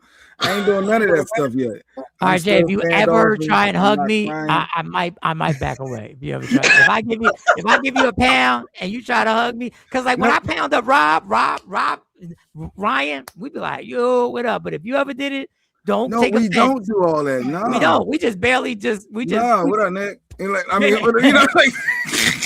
no. And I'm used to it. I don't. Boundaries matter. Yeah, the lady Q said that because somebody said that the love you stuff, and I was like, I don't nobody talk like that. She said, as guys, I bet you Mike probably would. Mike could probably tell you that. Like I said, Mike don't talk to me like that. But do you tell your male friends you love them, Mike? Is that like a thing? Yeah. I mean, I had to get being around you so long because I don't have a lot of friends. Wait, don't say I tarnished you. I changed you. What, being around me so long, what? Being around you a long time, right? I remember the first dude who said, Mike, I love you, before we got off the phone, and I was like, all right, talk to you later. Like, I responded with, talk to you later. All right, holla. Why is that such a thing? Like, come on, y'all. I hope I can influence people to understand that telling people you love them should be normalized from guy to guy, girl to girl, parent to child, child to parent, best friend to best friend, friend to friend. It needs to be normalized. It's not a gay thing for those people who are heterosexual. It's not a weird thing for people who are, whatever, right? Y'all normalize this stuff. But if it doesn't make you less. If it doesn't feel comfortable, it doesn't feel Oh my God, your feelings are fickle. Your feelings, my feelings, Mike's feelings, the whole world's feelings. Feelings are fickle. You hungry one day and you overstuff the next. You're horny one day and don't want to touch your partner on the next. Come on now. Feelings change like the wind or like the temperature in Texas. Feelings are fickle. They change all the time. Please stop basing all of your intelligent decisions off of feelings. Please start using your brains, people. Like your brain. Even when I told Jay how proud of him, I felt funny. I didn't want to make him feel funny, but I am proud of him for taking the steps, because I know when Jay jokes about shit, I honestly know that stuff is bothering him. We both do it. So I know this thing of not being able to sleep and this thing of not being able to turn his brain off and this anxiety of really going through it with just trying to turn his mind off. So I understand, maybe I don't say it enough. I understand when we debate stuff like Jay-Z, when he says it's an escape. And I understand how hard it is sometimes to find an escape, because I found an escape through alcohol for a long time, because reality sometimes can be so overwhelming, and feeling everything in reality can be so overwhelming, like actually having to absorb all the emotions. But back to the point, even when I said I'm proud of him, I don't want to make him feel weird. You know what I'm saying? Because I don't want to make him feel like, but the fact of the matter, I know he's proud of me for my sobriety. But it's not like we're the types that say it all the time. Yeah, but ain't saying it out loud. And you know at what? least, go ahead. Look at it this way, y'all. Look at it this way. When you die, not if, when. Because the one thing we know to be true, everybody gonna die one day. All right? When you die, because I've seen this all too often in the hospitals when people, I do a lot of I counseling for just about everything. And so I've been in hospitals, grief counseling on the side of the bed when people, loved ones are dying, all that kind of stuff, and helping people walk through this, standing there, letting people know it's okay because they're scared to die. All that. It's a hard thing to do, but been there, done that, right? The one thing nobody asks, nobody says is I didn't work enough. Nobody says that on their bed. Oh, you hitting a nerve right now. What do they say? Come on, y'all, think about this. What do they say? I wish I had spent more time with my kids. I wish I told people that I loved them more. I wish I had. Come on now. So, let's just be real. You want to know if you left something valuable in this world. You want to know if your life was worth something. You want to know if you did something good. And HFS is Home and Family Services. Look, we have all types of clients. We got class A, B, C celebs. We have people who are regular working folk who make that average salary, between 40 and 70,000 a year. And we got people who are on Medicaid. Okay, so we span the entire tax bracket almost. All right. All people are the same. And this is what I love about working in mental health. It is the great equalizer. It is the great equalizer. I have a question. Yes. I have done this. I need free therapy right now. And I want to know if maybe I'm doing too much in this situation.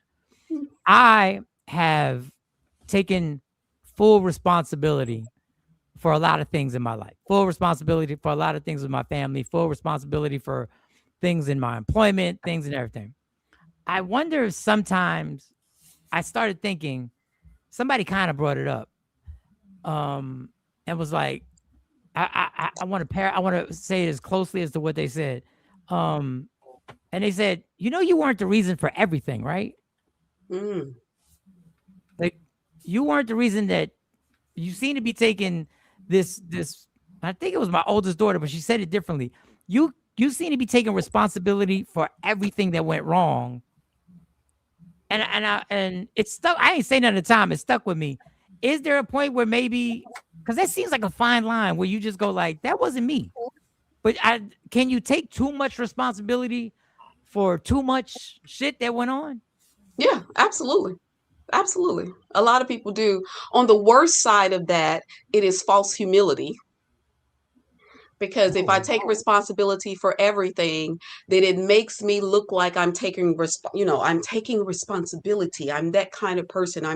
I said that it was my fault. False humility. Okay. And then a little bit back down from false humility is for people who are kind of like overcompensating, or they're codependent. They're taking responsibility for stuff that people have not asked them to take responsibility for. They're jumping in, playing the hero, and rescuing people that have never really asked them to rescue. They just feel like they have to, or they've been raised in that role, and they're constantly trying to take responsibility for other people's lives. It's a hard thing to walk backwards from, but you have to. Codependency is completely unhealthy. Okay. And then there are those who just legitimately feel guilty. They feel guilty for the things that they know that they've done. Like, they're like, I know I'm guilty of these things. And so then if they see something that has happened, like that collateral damage, if I had not have done this, then maybe these other dominoes would not have fallen. And so then they take responsibility for that because they know they were guilty in the initial domino falling. Right. But here is the thing, people. This is the part that most people fail to understand. You only have authority over you. Plain and simple. You can only change you. You can only control you. For the world's best parents out there, you still only have authority over you. So why do people keep trying to change me then? I don't get this. Why do people keep consistently trying to make me something that I'm Because not?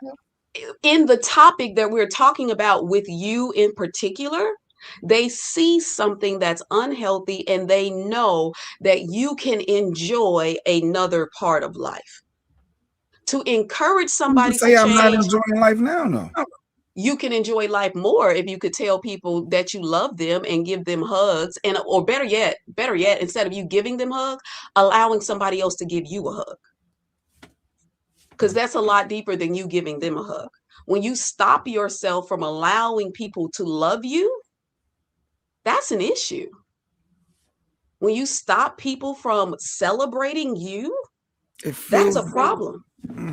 Because what you're ultimately saying is, I'm not worthy, or i.e., I'm worthless. No, I'm saying I don't need it. I don't need that. That's what I'm saying. If we're being honest. It's not a need. I'm unmarried, right? And I can legitimately say I don't need a man, but I want one. I don't want, but Lunatic is saying like me. I feel like I don't need it, but I don't necessarily. Do I really want a hug? Do you want somebody to express love and compassion? I mean, you're married. Outside of my wife, I don't need it. I don't think but go ahead. This ain't my session. No, but I know I'm not the only one to think and feel like Lunatic. But my question is, if you were so happy, then what made you keep thinking about therapy? Because for the other people, because people for years have been trying to change me something like, all right, maybe I am a little tight. And if my wife really needs this, I didn't know how to help her mourn when losing her dad. And I felt like, damn, I probably should be able to help, but I can't, like, I don't feel right. So I know things that she may need that I can't provide that I should be able to, probably in theory. So I'm open to that. That's how it all started. I can't, like if she needs a hug right now, why can't I just give a hug? Because it feels weird to me. So I'm not going to hug right now in this moment, because then that's not who I normally am. Or I'm not going to say those words. Like April Holman said earlier, the LOVE is different than LUV. Like there's a difference with me. But go ahead. But that's just me talking through it. But there's a lot of guys that may think like this, or women. So what was keeping you up at night? No, I mean, probably the me. Lunatic said he miserable. Hey, damn. Well, look, what I was saying earlier, what you can't change. Yes, Lunatic, give us a phone call. We'll help you out, bro. When I say you can't change people, that's what I sincerely mean. Means it doesn't mean you can't express to them, hey, I see this, it looks like it's an issue, da da da da. I would like for you to work on that. You can express that, but you have to accept I have no power over the other person. When you consistently beating your head against the wall and you're becoming upset and angry and all the things because the other person will not move in the direction that you want them to move, you've got to let go and take your hands off. Okay, you absolutely have to let go. And when Mike was talking about feeling guilty and all that kind of stuff, you can't change other people. So where I was going with that is, even though Mike, in your alcoholism, that brushed up against a lot of relationships in your life, and so you knocked over the first domino, but the other choices of the other people were theirs. Right. So we have no power over anybody else. I can do everything in my power to make somebody pissed off and walk away from me, right? And I can push and push and push and push and push. But it's up to them to actually walk out of the door. The reverse is true too. I can be kind and loving and giving and love somebody with my whole soul. But if they reject you, if they cheat on you, if they do all these things, that's their choice. You didn't do anything. Okay. Ultimately, they have to take full responsibility for their choice.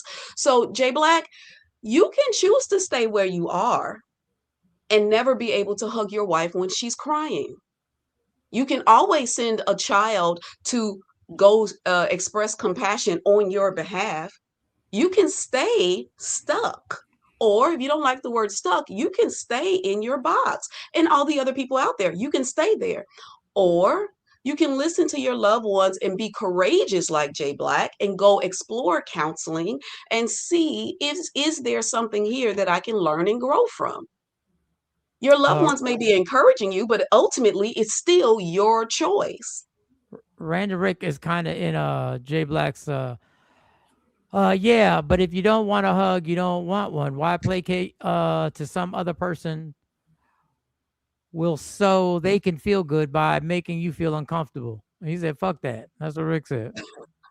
I hear you, Rick. I do. I hear you. So lovingly, then just go live in a cave. I mean, because we are humans.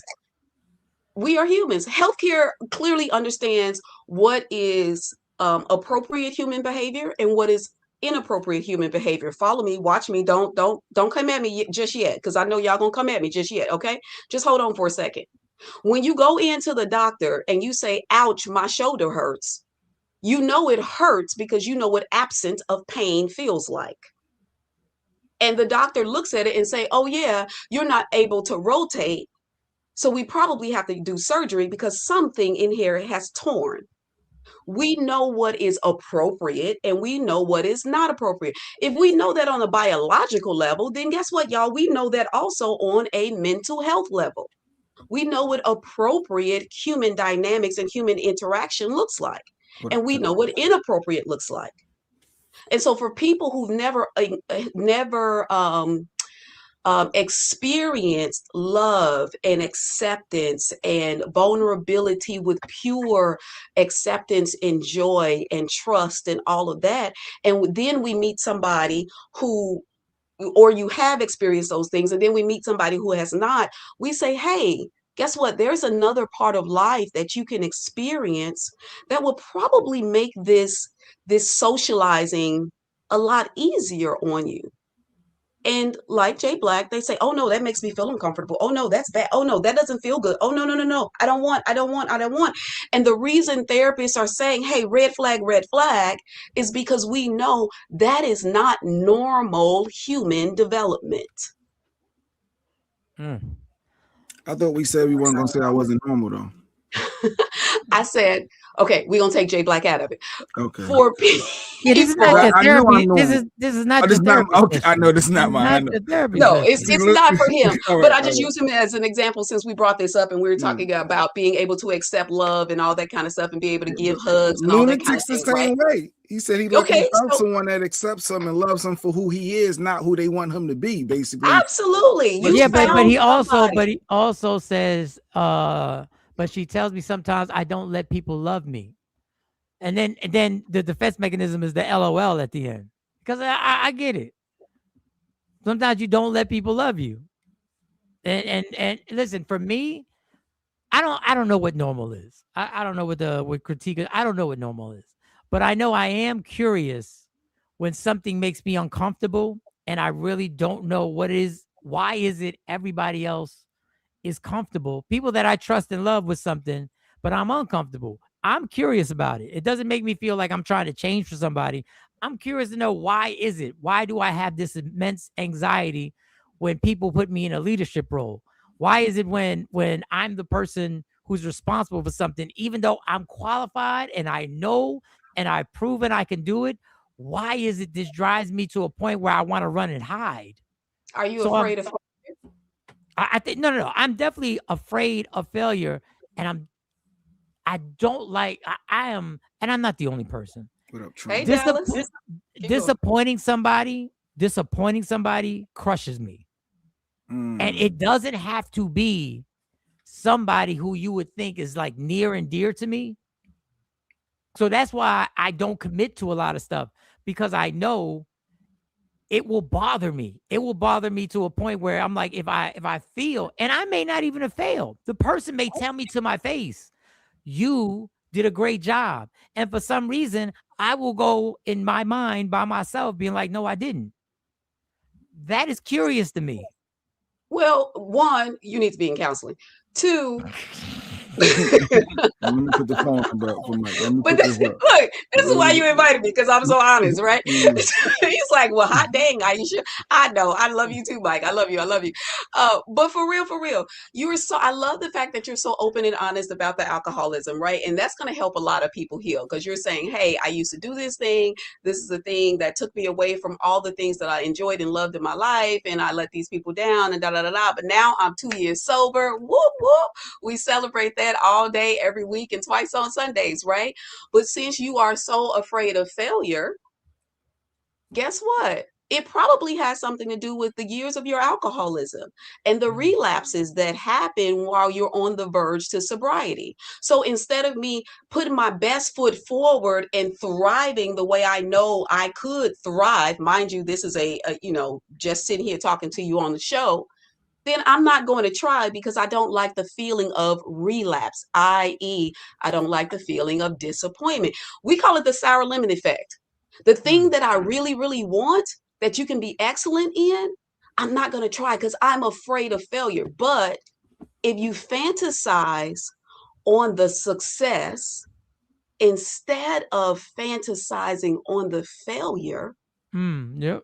you will thrive more in your life and have more enjoyment, and your sobriety will be even deeper sealed in you, because you can see yourself being successful. And it's amazing because I'm starting, and I will say it because I don't want to depress anybody, because I'm starting to look at things like that. I'm like, this is going to work out, because God has already proven it to me that this is going to work out. I just got to do my part.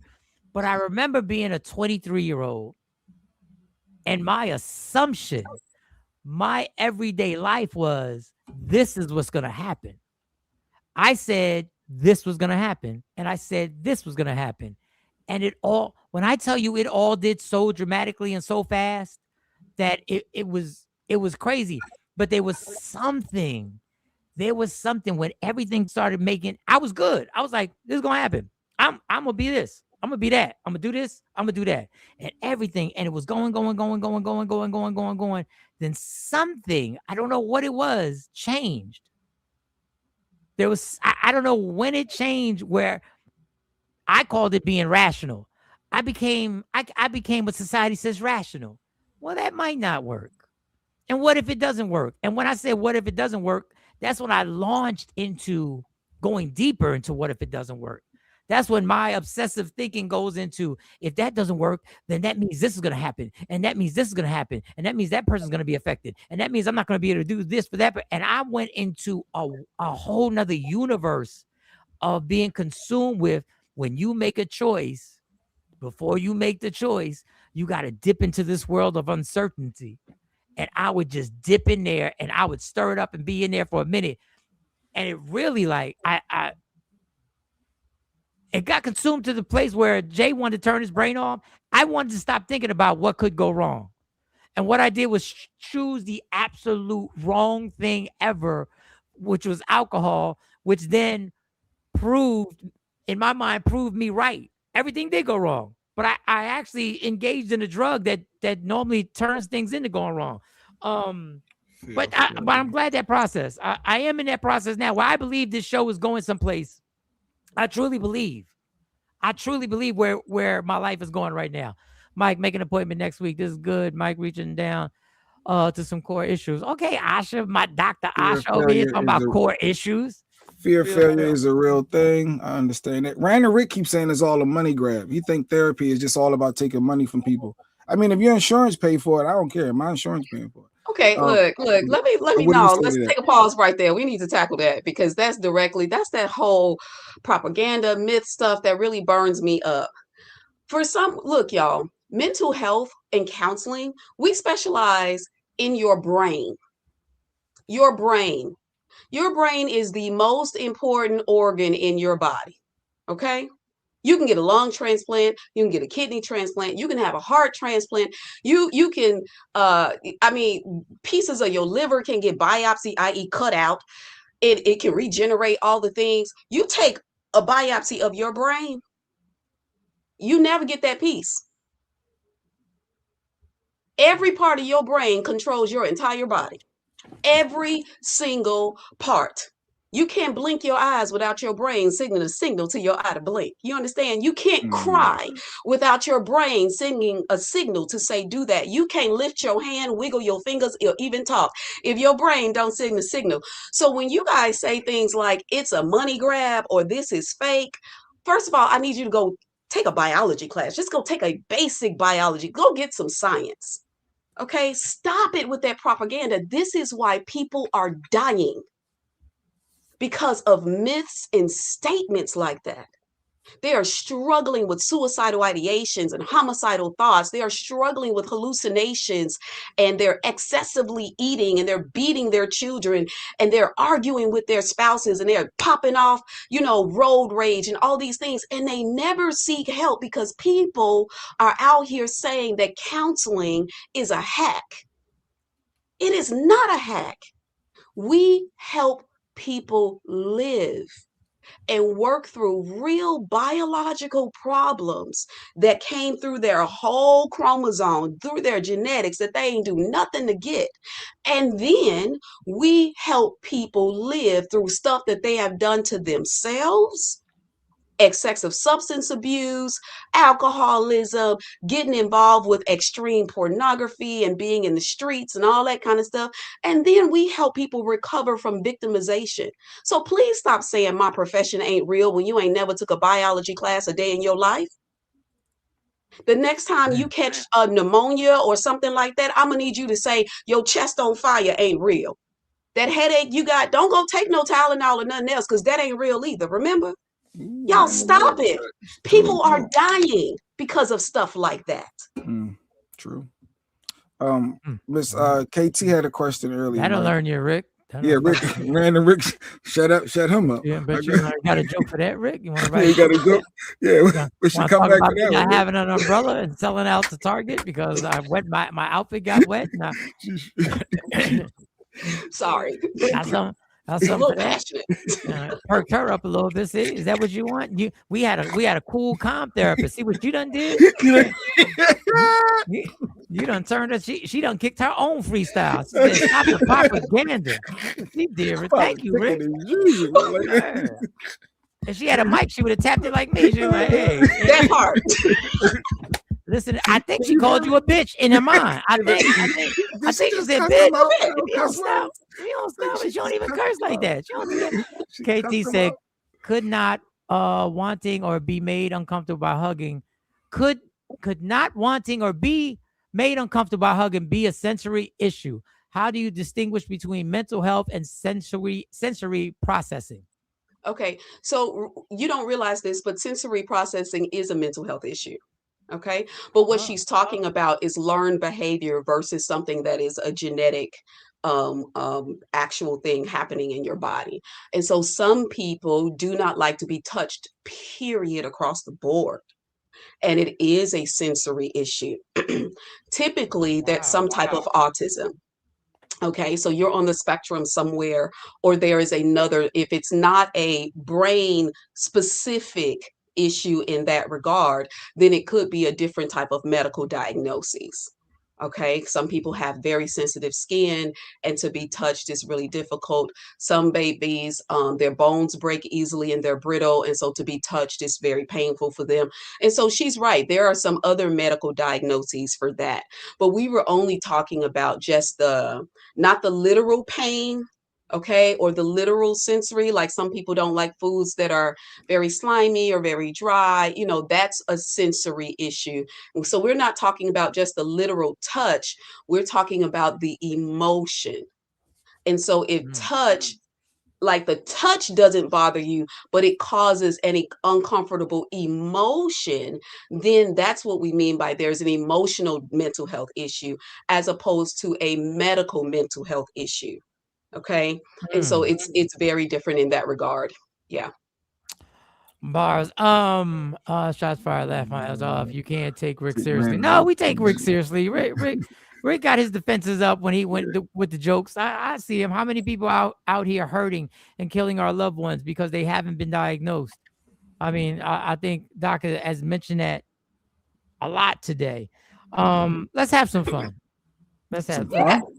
Let's have some fun. Let's have some fun. Let's have some fun. What Let's you have got? a little fun because she likes to laugh. She likes to laugh and so this white woman put out her 7 rules on how to get a black rich athlete. Wait, do I need to take notes? Hold on, let me get paid. Single. Say, hold up now. She got. let me find. Let me make sure I have it because that's gonna be horrible if I set that up. Damn, do I have it here? Shoot, I could have sworn I put that baby on here. Stop trying to say I'm on the spectrum. See, people keep. My wife been saying, I think you got a little touch of tism. She keeps saying it. Jay, I love you so much. You are my boy. You my homeboy. I love you. Y'all leave him alone. He in therapy now, y'all. I'm in therapy, Kate, too. Yeah, he working it through. He gonna figure it out. He got some tism going on. Y'all mofos. But all right, something fun, Mike. Something fun. Little shady. I mean, I'm gonna give me an AP or something. He talking about 7 tips of how to get a rich black man. Hello, and she's really and in this particular case, she's talking about like athletes. She's talking about athletes.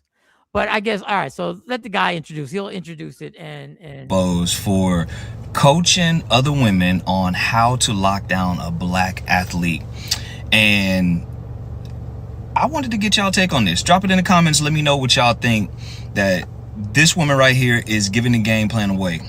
So let's get into it. Her number 1 rule is... All right, so we're gonna stop it right there because he's got his commentary on everything. So I'll read the rules. Okay. Rule number 1 is the foundation to lure an athlete with a pick-me mindset.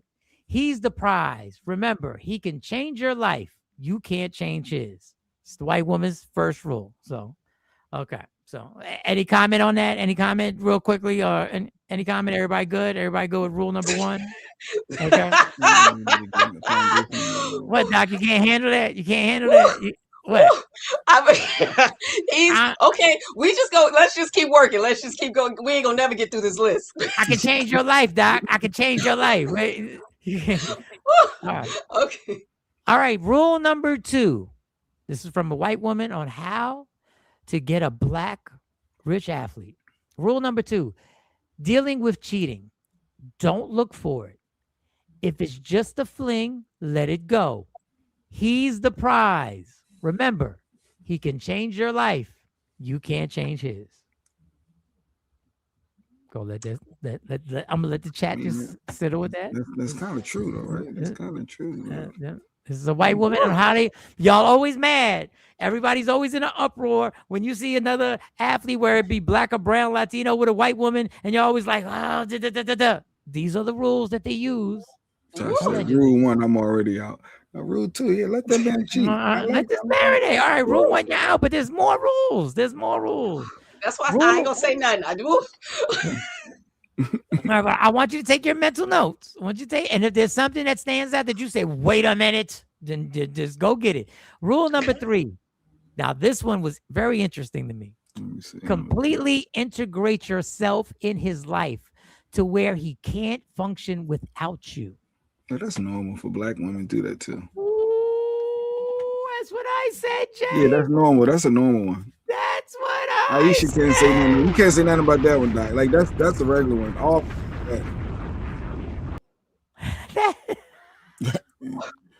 Okay, I want keep going.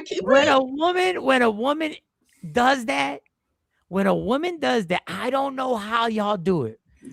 But I've found myself being able to do that same thing by mistake. I've done that by mistake, that I get involved with people and all of a sudden I'm very involved in everything by mistake. But when a person completely integrates themselves in your life where you can't function without them, this is what gets you to. She mine. What is you talking about? That's where it gets to. I think that's a common one. I thought every woman used that rule. That's what I thought. I might be wrong. Rule number 4, don't embarrass him. Don't cheat. Don't text other men. Okay. Loyalty. Okay, that should be easy. That's the only one I may agree with across the board with being respectful to your partner. So okay. But listen, but I think we missed something. It didn't use the word loyalty. It used the word that's true. It used the word embarrass. Don't embarrass him. It's not about the infidelity. It's about the embarrassment. Just know who. And what will really tap his ego is trying to keep that facade in front of everybody that I am fully equipped with everything you think I have. I have the money, I have the woman, and you can't damage that ego. Okay. Rule number 5, go completely wild on him in the bed. Do whatever he wants. Make sure he's happy sexually. Okay. All right, take the comment off because I can't Oh, read. my bad. Rule number 6, do not tell his mom any personal business. Oh. That's smart. Black women, y'all screw up with that one. All the time. Oh, like I said, all the time. All the time. Trying to be all close and my Latino sisters, y'all are the major culprit of this. Y'all think by telling my mom my personal business that you now gain a bigger relationship with the person that you know I love dearly. So what you do is try and share my personal information, not knowing that what you're doing is screwing shit up right now. There's certain stuff my mom don't need to know about Michael Sean. There's certain stuff she don't need to know, and some of y'all have leaked that information thoroughly. All right. Last but not least, rule number 7, always look good and appealing. Always look good and appealing. No bonnets. Always be beat to the nines. What they say, no bonnets, Mike. No bonnets. You gotta look nice. Woo! Always got early morning. I gave you the 7 rules that an expert white woman, has given the 7 rules on how to bag you up a young, rich black athlete. Woo! The floor is yours. Miss Clark says I'm all for 4 through rules 7. 4 through 7. But 1, 2, 3, she don't know about 1, 2, 3. How about look, this is probably why I'm single. At least she admitting it, Mike. Let me hear it. This is because I ain't putting myself in slavery for nobody. Slavery. You heard me. You heard me. Yeah, I said it, and I'm gonna stand on it, and I'm gonna own it. Because rules 1 through 7, all of them, from the way that this person is putting it out there. Okay, because if I were to pick out each rule, like I said, number 4 was about loyalty, but you pointed out it's about embarrassment, and so I was like, oh well, okay, right. So because I took 4 as loyalty and just having integrity, but it's not that. I thank you, Kirsten. I said slavery because all this person said was give this man total control of your life. Have no identity, do whatever he wants you to do, when he wants you to do it, and feed into if there's narcissism. If there's not narcissism already there, treat him like he is narcissistic and give him everything and do everything and have no identity for $1. All this is a high-class school call girl. And she will be taken care of for the rest of her life. Yeah, that's as more long than $1. As long as he wants her there. As long as he wants her there. And then, he's going to toss her aside. Yeah, but that's the thing about this. That's why I think these 7 rules in a devious way, I want to mention it, in a devious, diabolical way, are genius. Go back, Jay. They are. There. Because and what's sad is this will work. I can actually see this working. Because when you say if he wants you there, that's why you completely integrate yourself in his life to where he can't function without you. So all of a sudden, the guy's like, this person is a piece of everything in my life. She has a piece. It seems like I can't function. My comedy career ain't the same without her. My love life ain't the same without her. My dealings with my family ain't the same without her. Like that is kind of genius. You know what? It is sad though. Like, I'm hoping all the brothers and men everywhere, whether you're a rich athlete or not, really see this and look at this, because this is what manipulation looks like, men. This is manipulation at its best. This is not a woman who loves you. This is not a woman that's going to be there for you, because as soon as you get injured in any capacity at any job, at any class system, she out and she's on to the next one. This is not the person that's in love with you, that's going to grow old with you, that if you get sick, she's going to use whatever education she has, her grind, and go pick up them bills because we in this together, baby. No, this is the chick that's out for the dollar. This is the chick that's going to play the game for the rest of her life because she's a high class call girl. Oh, okay. This is the whole walking in stilettos. Look at what it is right here. And please do not ever mistake this for sincere love. This is exactly the opposite of love. Musical Web, I think, said this is what you do when you sacrifice your identity. But don't we all in a certain way? Let me read some of these. Some women are willing to give up identity for security, but don't we all lose a certain part of our identity when we become married? Isn't there a certain? Don't we become like? Doesn't the identity somewhat turn into a marriage? We're married. Our identity if you're is losing married. your identity when you become married, then you have not entered into a marriage. And that's the problem with and this is why I love For Better, because we believe in the sanctity of marriage. I love marriage. I believe in marriage wholeheartedly. I want to teach people to protect their marriage, right? But when you marry, your partner, both of you all should be sharpening each other and helping each other to get better. So Mike, you are a comedian, you are entertainer, you're in the media, you do all of this. She should be helping to blow you up. But if she is a baker, a cook, she's all into the art, she loves food, you should be helping to blow her up and enhance her. Neither one of y'all should shrink for the other. You should be fanning each other's fire. That's what a marriage does. The two become one, and both of those careers wrap and blend into each other, and you shoot off like the biggest rocket in the world, intertwined within each other, encouraging each other and supporting each other. That is marriage. But if you have to shrink, if you have to swallow your identity, if you got to step back so that somebody else can shine, and I don't mean the period of time when the kids are little, so he's thriving in his career and he's going to grad school and I'm going to stay home, and then we swap off. I'm not talking about the tag team because that's planned. I'm talking about the eternal, like this manipulative, power hungry, dollar reaching, gold digging person. That person is not looking to support you. That person is looking to live off of you. And keep April's name up there, but I think Doc has finally come to a point where she has to sing this song to the white woman who made these rules. All my motherfucking friends hate your bitches.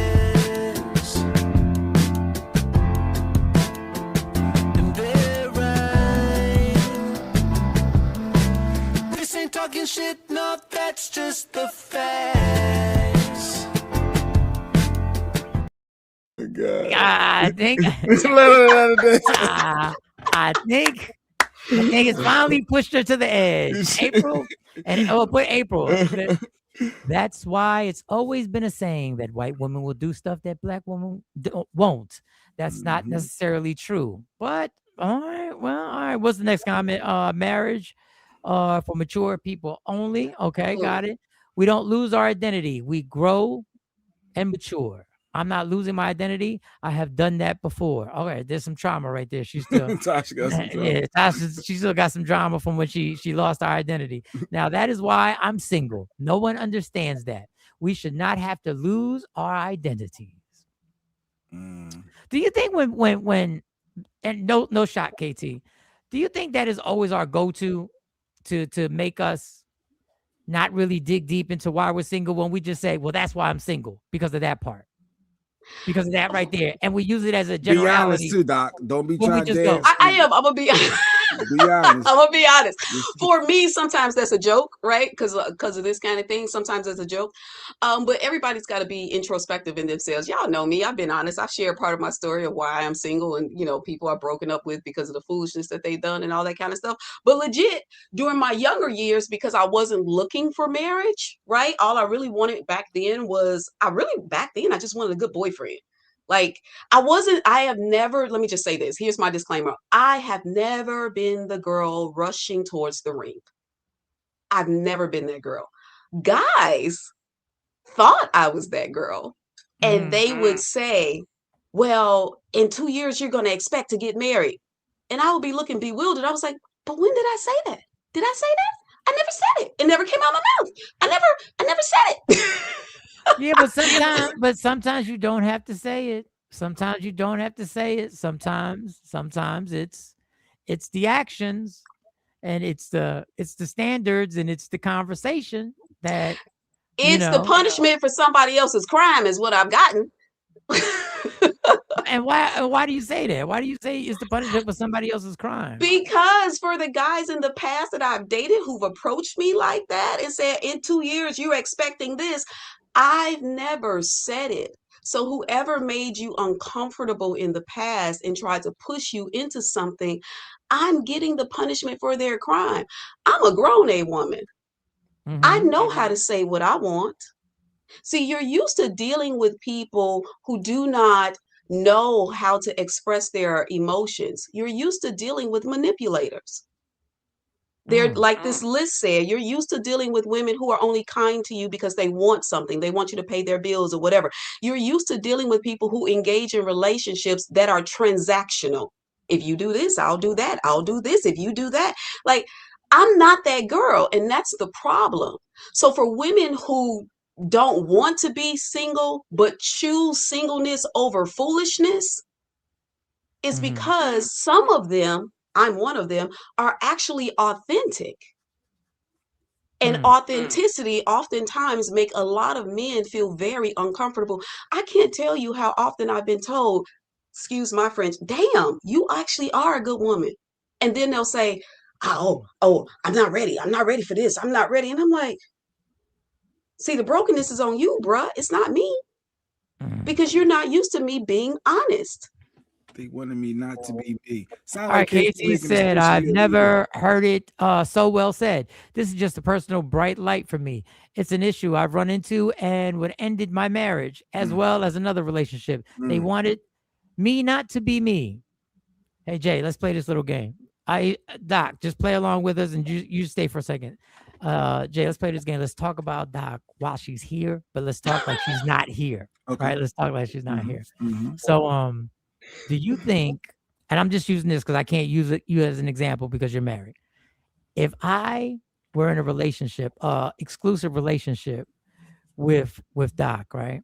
Aisha, for more than 2 years, do you think marriage would be something that you would think was on the horizon? If I dated her, I think that if you was dating Aisha after 2 years, she would expect that you have plans coming to propose, and if not, she will be out.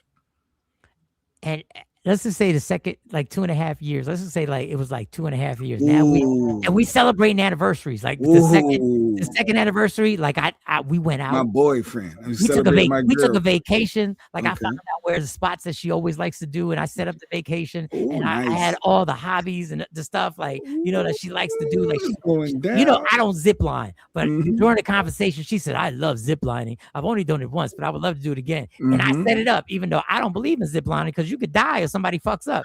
But that's not the point. So we do the vacation and we come back home, and now we're 3 months away from the 3-year anniversary. And I asked you, Jay, you think it's time for me to say something? Because I'm cool like this. You think it's time for me to take this to another level? What would you think?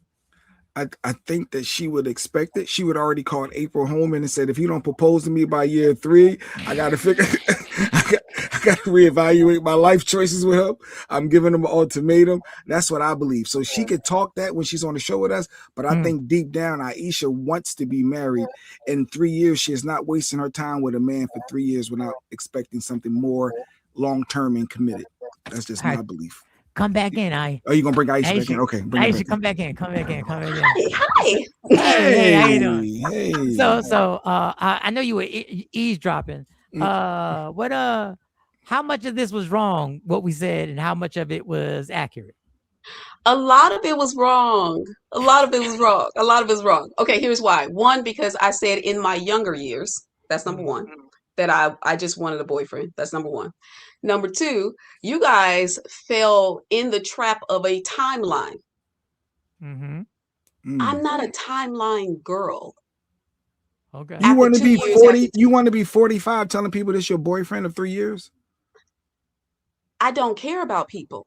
How did you remember her age? What the I don't fuck know her was age. that? I just said 45. Yeah, wait. I was about to say, I don't even know how old she is, but go ahead. I'm sorry, Doc. I don't care about people's opinions. I don't care about people's opinions. And see, that's what I live free. Okay, sincerely. I don't care about people's opinions in that regard, in my personal life. I don't care about people's opinions like that. So for me, since we're talking about me, if I'm dating someone and I feel like I've spent enough time with you, because again, I really respect the sanctity of marriage, sincerely, wholeheartedly, with my whole heart. I respect the sanctity of marriage. I think there needs to be time spent where we're together that I know that I can submit to you. And see, that's my number one thing. I'm never going to marry somebody that I can't submit to. I'm not going to ruin your life. And I'm not going to put myself through hell. So that's why I don't flow off a timeline. If I don't feel I can submit to you in 2 years, I don't want to marry you after 2 years. Maybe it'll take 3 years. I'm still with you. We still booed up because the boyfriend, girlfriend, the committed relationship is still working, and you haven't done anything to ultimately piss me off, or you haven't done anything to violate the truth that you shared with me. So we still can flow. But if I don't feel that I can submit to you, I'm not going to marry you, because unlike a lot of other people, I respect the sanctity of marriage. And I don't think it should be entered into lightly. If you're not ready, for every man in the world, if you truly not ready in your whole heart, don't do it. And for every woman in the world, sis, you can seriously survive on your own. Because if you're not going to submit to him, if you're going to get in that house and act a fool and do what you want to do, when you want to do it, don't get married. Y'all stop playing with each other's lives like that. That's why I say your conversation was wrong. Okay, well, you don't encourage people to be single, though, because it sounds like you're encouraging people to be single, be proud and single. That's what I felt like I heard a little bit. I heard a little bit of that. Encouraging people to be wise in their choice of getting married, because marriage is not something that you should enter into lightly, and we need to put it back on the pedestal of where it deserves to be. Okay, so you triggered something. So what is this submission thing? And we've been together for 2 years. And what part of this submission thing haven't you gotten to? Like what explain this submission thing then? What's going on? Okay, because now look. It's been 2 years and you still got doubts of me and if you can tell me what to do, you can tell me what to do. See, yes, because when my girl said that, when she said that, say it like this: if you can tell me what to do, then you can tell me what to do. But if you can't tell me what to do, you can't tell me what to do. We're not gonna go to that. We're not gonna go to that. Yes, we are. This shit ain't make no sense. Yes, it does. It only makes sense in your mind. The other person is like, so how do I know when I'm the person who can tell you what to do, when I can tell you what to do, but I can't tell you what to do when I can't tell you what to do? If you can tell me what to do, then you can tell me what to do.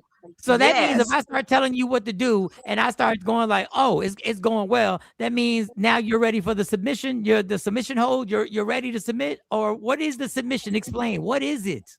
I like Miss Honeycomb. She said, if I can't submit, I must have quit. Yes, sis. Yes.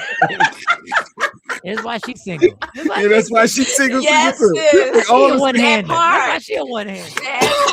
That part. Look, for all the people out there who understand or don't, let me just say this. For all the people out there who believe in submission, because a lot of people don't believe in submission, right? Their marriages are not based off of that.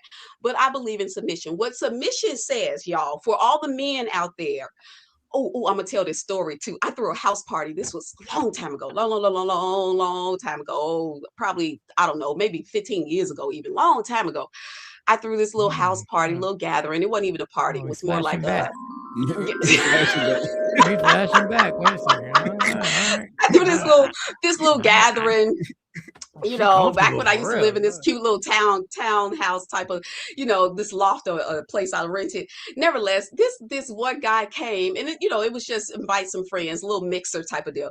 This one guy came and he said, all you women do is think about marriage, and all y'all want to do is get married and all that kind of stuff. And I said, who made you? Who told you that all women want to do is get married? I said, you don't understand, brother. For an educated woman that is taking care of herself, submission is the best gift you will ever get from her. And you need to understand how valuable that gift is. Okay? For a woman who is completely and fully sustainable on her own.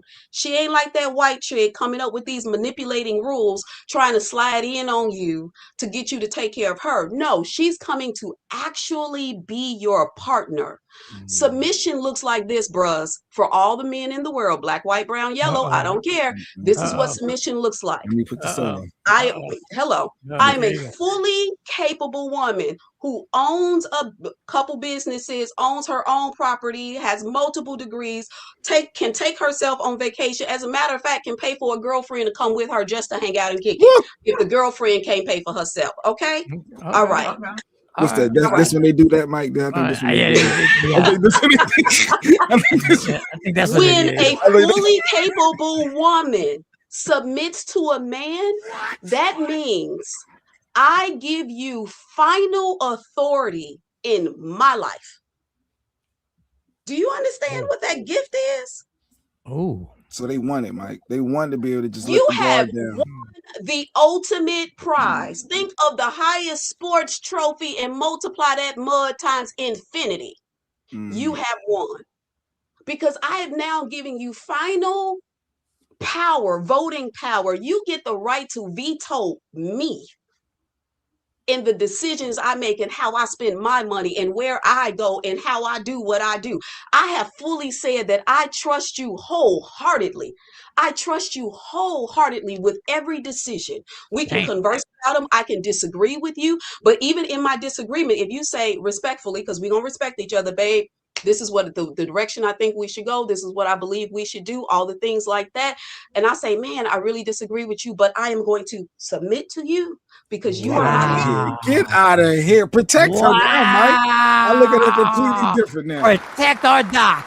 I thought she was going to say no. I'm going to shut it down in the end. I make the money. No, Negro. I thought you would be that type. To be like, no, I got the degrees. This is no. You still I told you I believe in marriage. That's why we got this whole program right here. I know marriage is. Wow. She gets it. Absolutely. Oh my God. I know y'all women been riding with her this entire time. I know there are people in the chat right now. You done picked up the phone. You might have called her out her name in your mind. What you mean? No, and that's what I mean by for men who actually look for a partner, not a gold digging tramp like the one who put up that list of 7 that's trying to live off of you. When you understand that marriage is a partnership and the two become one flesh, and she is intelligent, she is capable, she can hold it down when you fall down. You better respect her. See, that's the chick you don't cheat on. That's the one you don't walk away from. That's the one that's going to be there for you and wipe your little stanky butt when you fall down and end up in the hospital. See, that is a wife. That's a wife. And because I believe in marriage, I don't play with that. So if I don't feel like I can submit to him, that I trust his decision-making ability, I'm not marrying you. What I look like? I look like giving my life over to somebody I don't trust the way they make decisions. No, bro. I will be happy and single before I am married and lonely. So Happy and single what before she's married and lonely. What Look, she I'm got saying, bars too. she Go got ahead. bars in there. She said when a man makes a decision, even though we respectfully have had a dialogue and we disagree, the man says he hits the there it is. But that also means that you must be paying exquisite attention to decisions that he's making in his life while you guys are in the courting stage. So you must really be like, if you see bad decisions that you may, or you may see a bad decision that later on turns out correct. So you may really be, you taking mental notes all the time then, huh? Yeah, I am. Because marriage should be an intelligent decision, not an emotional one. All these quotes, I can't keep up. Like, I can't. Yeah, she's on fire. She's on fire. Like I just on fire. lunatic. You're right. Yeah, I'm glad we found her too. Like she's dope. Yeah. There's a lot going on here. Yeah. Yeah. That's why I said your little commentary was wrong about me. I don't know. I can't remember our whole commentary. I can't. But there got to be some parts. Whoa. No, because I can always play this game. I can play Welcome to This World. I can always play this game. If you have seen 2.5 years go by and you have been thoroughly impressed with my decision making, and you have been thoroughly impressed about my leadership skills, and the icing on the cake is that you're in love with me and I'm in love with you, after 2.5 years, you are going to be expecting me to take this, to make my ultimate greatest decision ever and marry you. Yes. Here's the thing. But in those same 2.5 years, I would have also known if you wanted to be married. What if I gave you all the signs? I gave you everything. People can only keep, well, let me say this. For everybody who don't have a personality disorder, that is, you can only keep up your representative for about 90 days. Okay. Your representative can only stay up for so long. And so you're right. In about 2.5 years, I would know if you want to be married, because in the second or third date, I've already asked you, do you ever want to be married? If you tell me up front, you never want to be married, I'm not going to continue to date you. Yeah, but because I'm only dating people who want to be married.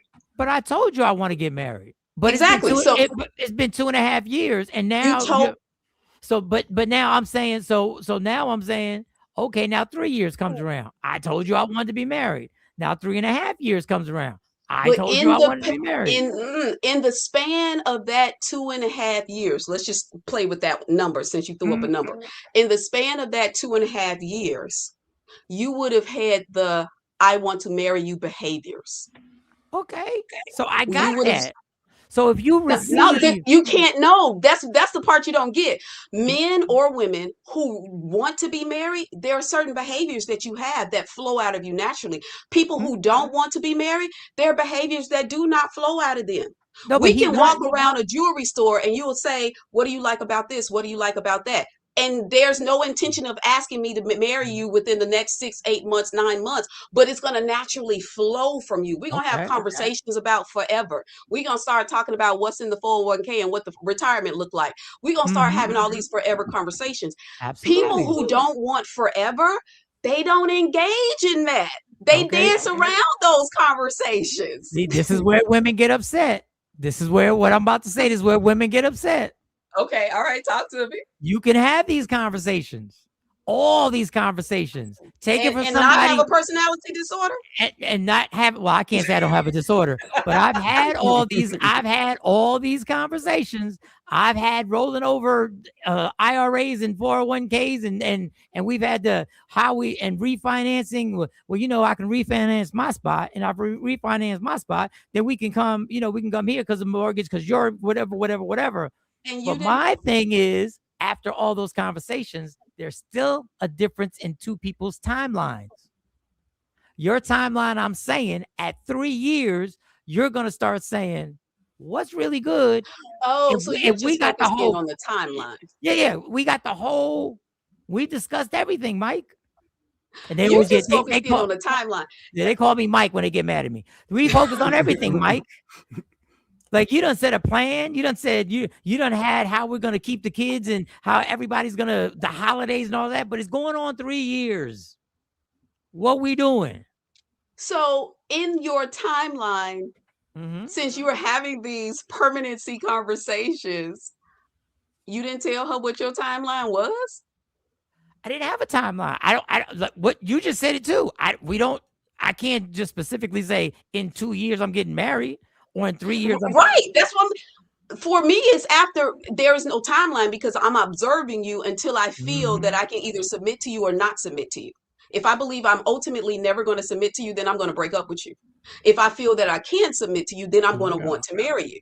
Okay. But for you, you're saying you can do this and never have a timeline. Then I ultimately disagree because you don't want a forever relationship with that person. Because it's just the same thing. If you can have all that conversation and not double down and say this woman is mine, then you have yet to decide that she's the woman for you. There's no way you can do that as a normal functioning human and go through all of that and then be like, nah, let me throw it back. I don't want them, although they're perfect. They're perfect. But no, I never want to commit But you. see, then there's an asterisk because you can get it goes back to the point. You can have everything you want in that person, but there is going to be a line where that person says, but I'm just not, I don't think we should get married right now. And you're gonna look at him like, no, and the follow-up question, if we talked about Aisha, like I don't know what all the women in the world would say, but Aisha would say, okay, well then tell me when do you think we could be married? Because you said right now. Right. And so then I'm looking for the 6 months, a year, 2 years, and I'll say, what's the plan? What's causing you to make the decision a year from now versus today? And I'm not mad about it. I'll talk to you just the way I'm saying it right now. What's the difference between today and a year from now? There's got to be an explanation because I think marriage is it should be here, not here. I agree with that. I agree. I just think when I say 2 years, I say another 2 years, and I give you the plan. I got. If you tell me another 2 years with the plan, I'm down for the cause. I've already made a decision that you're my man. All right. You know what I'm saying? Like I just need intellectual conversation and for people to follow through on what they say. If you tell me another 2 years and this is why, I'm like, cool, because I've already decided to commit to you. Right? Like I've observed you enough and I've recognized you have all the qualities that I'm willing to submit to. So then why am I keep looking for somebody else? All right. So if you say 2 years, cool. Sounds kind of suspect, don't it, Jay? It sounds kind of. Like I said, getting the punishment for other women's crimes. That's what this is exactly what I mean. I know we super late like the Jay-Z concert yesterday. We should have been going. Would you date the manager at Chick-fil-A? Would you allow yourself to fall in love with someone that you was physically attracted to, but their career was the manager at Chick-fil-A and they tried to shoot their shot? I'm gonna divide your question up into 2 parts. Number one, I have dated men that I'm not completely physically attratted to, so let's debunk that myth. And then number 2, why? Why'd you do that? Why'd you do that? Why? Because there was something that was attracted to them for me. And then number 2, you particularly said Chick-fil-A because you tapping in on his income. So let's just go on and answer that question. Because if it was Chick-fil-A or Taco Bell, you try to say, would I date a man who made less money than me? Yes. Because what I care about is how you handle your dollars. If you know how to save, if you have your own retirement plan, if you can still take yourself on vacation, you may not be able to go every year. You go every 3 years. I'm looking for the man who is disciplined, who is honest, who has at least started his counseling journey if he needs counseling. Okay. You got to be working on your healing journey if there's a wound in the past. And we all humans, everybody got a wound somewhere.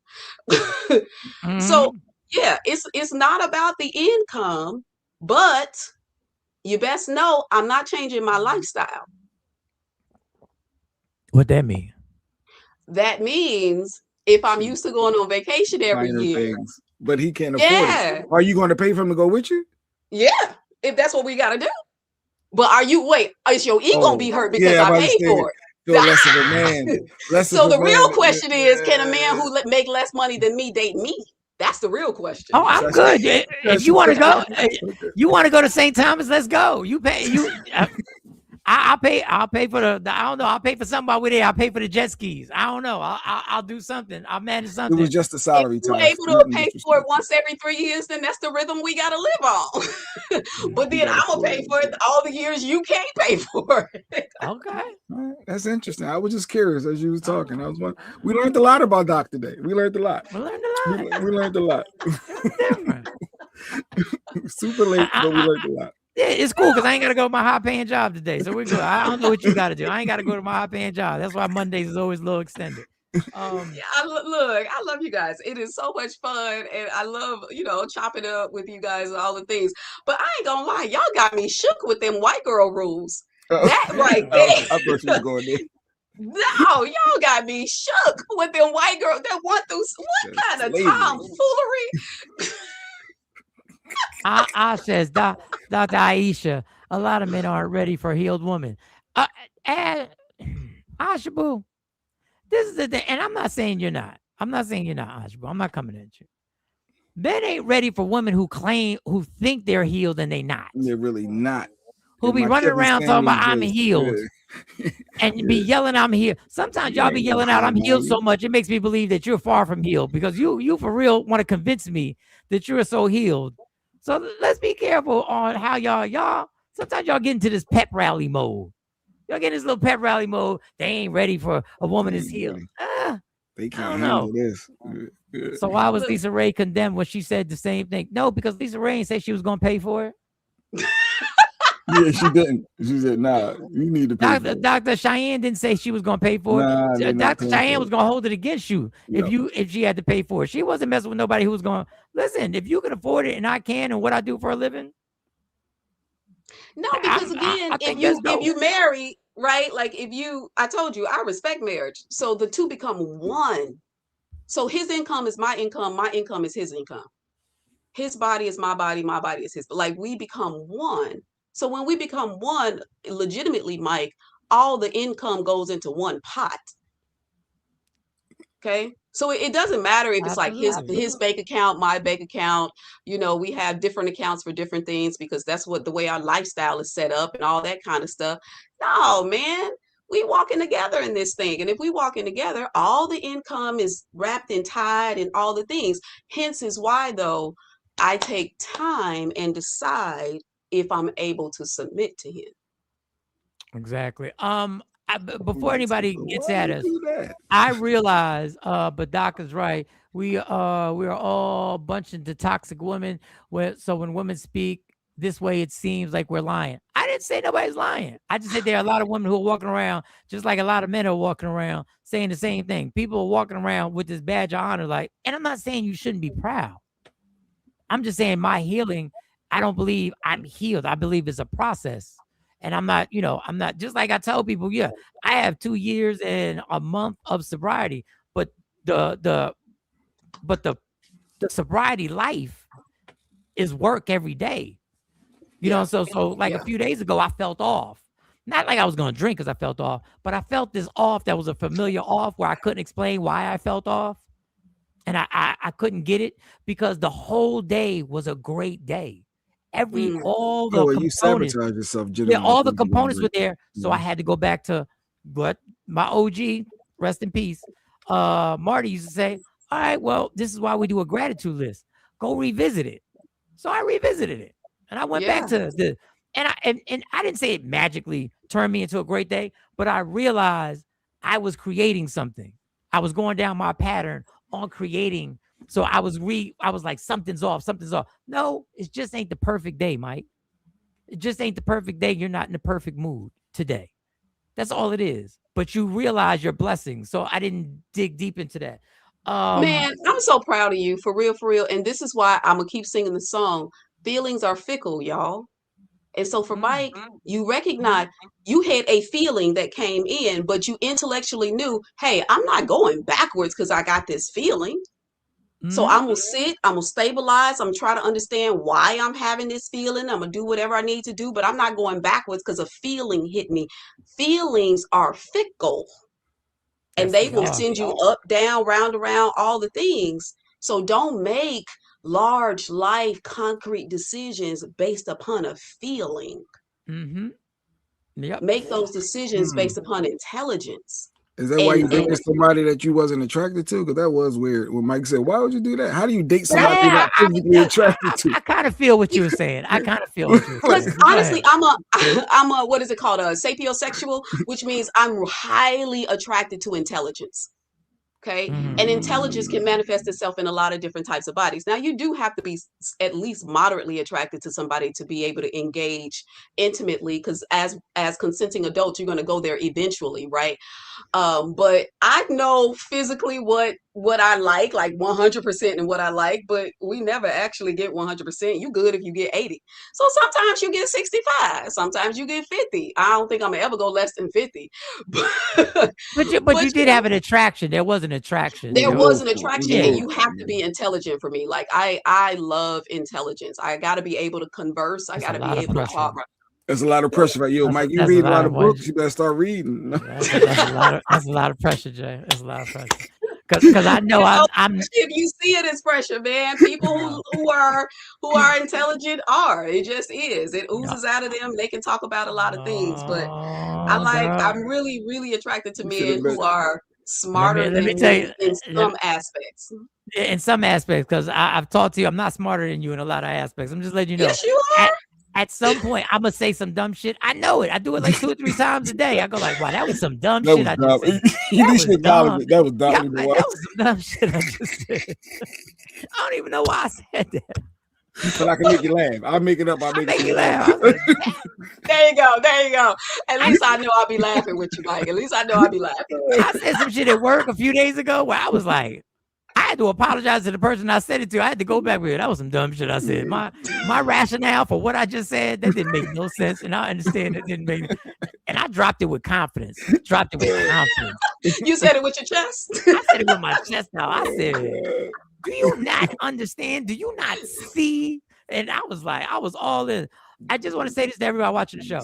I know that there's a lot of tragedy going on in the world that we didn't touch on today. I know. And I have a ton of clips. And we're going to speak on this Nolan Wells disgrace and tragedy and ugliness and evilness, that the evidence that is coming out now that this young man, I'll say allegedly, was murdered by individuals in this circle, and that the lies are so blatant that social media has proven that these lies are so blatant that this kid was alive hours and hours after the missing persons thing happened. And not only was he alive, but he was at a party with other folks that allegedly were the people that were going to wind up taking his life. So I understand, and we're going to dig deep into that tomorrow. Okay. And the other circumstances, more evidence about the Carmelo Anthony situation is coming out. More stories are coming out. A woman has said, I've been sitting here on social media trying to get justice for my son, and you people have picked and choose who you want to repost and things of that nature. And it broke my heart because I was like, I didn't repost her either. And I know even after watching it. No, I reposted it afterwards. Okay, good. But I had seen it and I just watched it and I said, damn, that's horrible. And I went on to the next. So I know there's a ton of stuff we're gonna get tomorrow. into. Okay. You gonna talk about Lindsey Graham, or we don't care? He died. Okay, all right. Here we go. We covered it. There we go. All right, next. All right, so tomorrow he's dead. All right, next. All right, I don't even know why. The same man who the same man who pompous ass said we leveled him. When he was referring to the genocide and said, "Hey, we dropped atomic bombs to end world wars. Why can't we drop more bombs now?" Well, you're dead now. Okay, so yeah. On to the next. So tomorrow. Maybe we can get Dr. Aaron Smith on here because he has some funny shit in the text messages. I wonder if Dr. Aisha would have met Dr. Aaron Smith before he just found his new boo, because two doctors at Battle of Education, that might be too much though. When people read a lot, they'd be having sex, it would sound like Jeopardy.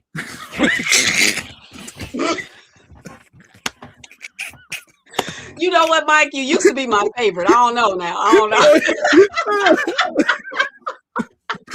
In 1968, this author made the title. Oh, I know that one. Yeah. That's how they sweating and they going in. They going in. That was well. That was Books no. You know what? I mean, that was Books written through during We the send the Black baby to the Renaissance. corner. Go sit in the corner. Go to the corner. That was Carter. Yeah. I can't with you. You is crazy. I love you. It would sound crazy. It would sound crazy, yo.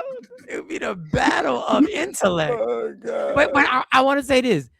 When I met Aisha in Dallas for the Juneteenth, we just had a what was the shack? The food Shake Shack. And we just had regular conversation, y'all. It was just regular conversation. She is really, I mean this in the best way ever. You're really around the way, girl. Like you really just chilling and chit-chatting. And then, I mean, you have views and opinions and obviously you represent yourself in a great way verbally, but she was cool as a fan. So I want people to think that well, she talked to people the way she know the level you're on, so she's not going to talk to you that way. Yeah, I was wondering why she asked me for a black and mild. Said, you don't even know. She actually no damn black and mild. Why are you trying to come down to my level? You don't meet people where they at. Oh God! You get a whooping. Thank you, Natasha. She get you another vote. Nah, y'all talking about votes. Don't start that. There's the phone number. If y'all ever want to explore therapy, everything can be virtual if you're not in the Texas area like me. I'm on Zoom and I'm doing it. So the number, she got some good packages. But if you got insurance, you good. But they check into your insurance. The phone number is 927-375-1200. That's the number right there. Is Holman Family Services with our doctor Aisha Holman, which we have every Monday on the show. We appreciate having you, Aisha. We really, really do. I love being here. Now, wait. For all the people who are audio only, that number is 972-375-1200. You reversed it. You inverted it. That's all. I saw what I wanted to see. 972. That's what we do sometimes. Why do we do that? Why do we do that? I do it too. That number is 972-375-1200 for all the audio only people. Yeah, somebody just listening. Okay, all right. I just put that shit in their phone. 972, y'all. 375-1200. I do it, so I can't even make fun of them. I don't know what it is with this show. I don't know what. Hick a lunatic. Ramen. Got a line up. Hey, shut up, y'all. Lunatic sent me out a nice little shout out. I appreciate you, Lunatic. He was like, I hope you find somebody who's really nice. Thank you, Lunatic, for your lips to God's ears. Don't forget this Friday night, July 17th. KT has an event, a spoken word event that's going on at the Q Spot, July 17th. I'm going to make it through. I have to do my event earlier that night. I'm going to make it through. And I think it was KT that gave me the subathon because we're trying to get 1,000 subscribers. Oh, yeah, so there's a subathon that she suggested that we're going to stay on. I think it was KT. That was me that said we should go live until. No, but you didn't give the name. You didn't give the name. I don't know their official name. I just still going live. That's what I'm saying. I got to give KT credit. I'm pretty sure during one of our text exchanges, she hit me with the subathon. I was like, oh, that's dope. So we're going to do it. Where we at? 7-6. Hey, wait a second. I remember we were 6 when we first started looking. We was like around 670, and we last couple of months, and then we got over 100 in I guess a month. That ain't fast enough. We gotta push harder. 100 subs in a month ain't nothing. No, we can do better than that. 762. Hey, that is great. We need to get to 1,000. That is great. And I'm going to say it's because you added somebody like me. Wow. Here we go. Is that breathing life, Mike? Is that confidence? Is that breathing life? Wow. I mean, y'all are bomb, but He did a correlation. She did a correlation. Wait, y'all went up in the last month, you say? Wait, I joined about 3 weeks since I've been here. I'm doing the math. You said within the last month we got. I was like, well. The lunatic said he thinks that YouTube does 12 hours. So I guess that's the limit. Live show. Yeah, that's the limit. I know on Twitch you can do as long as you want. So maybe we'll do a 12-hour subathon and we'll try to figure it out. So we'll have to have our our regulars, because that's gonna be a long time. So we're gonna have our regulars do like an hour. You know, who else we got? KT in the spoken word, Wednesday's word, and then we'll have Kamari on, and then we're going to reach out for guests to do 12 hours. To do 12 hours. Yeah, each person get 2 hours. Maybe we'll have to do that on a Saturday. Yeah. No, Saturday people out in the streets.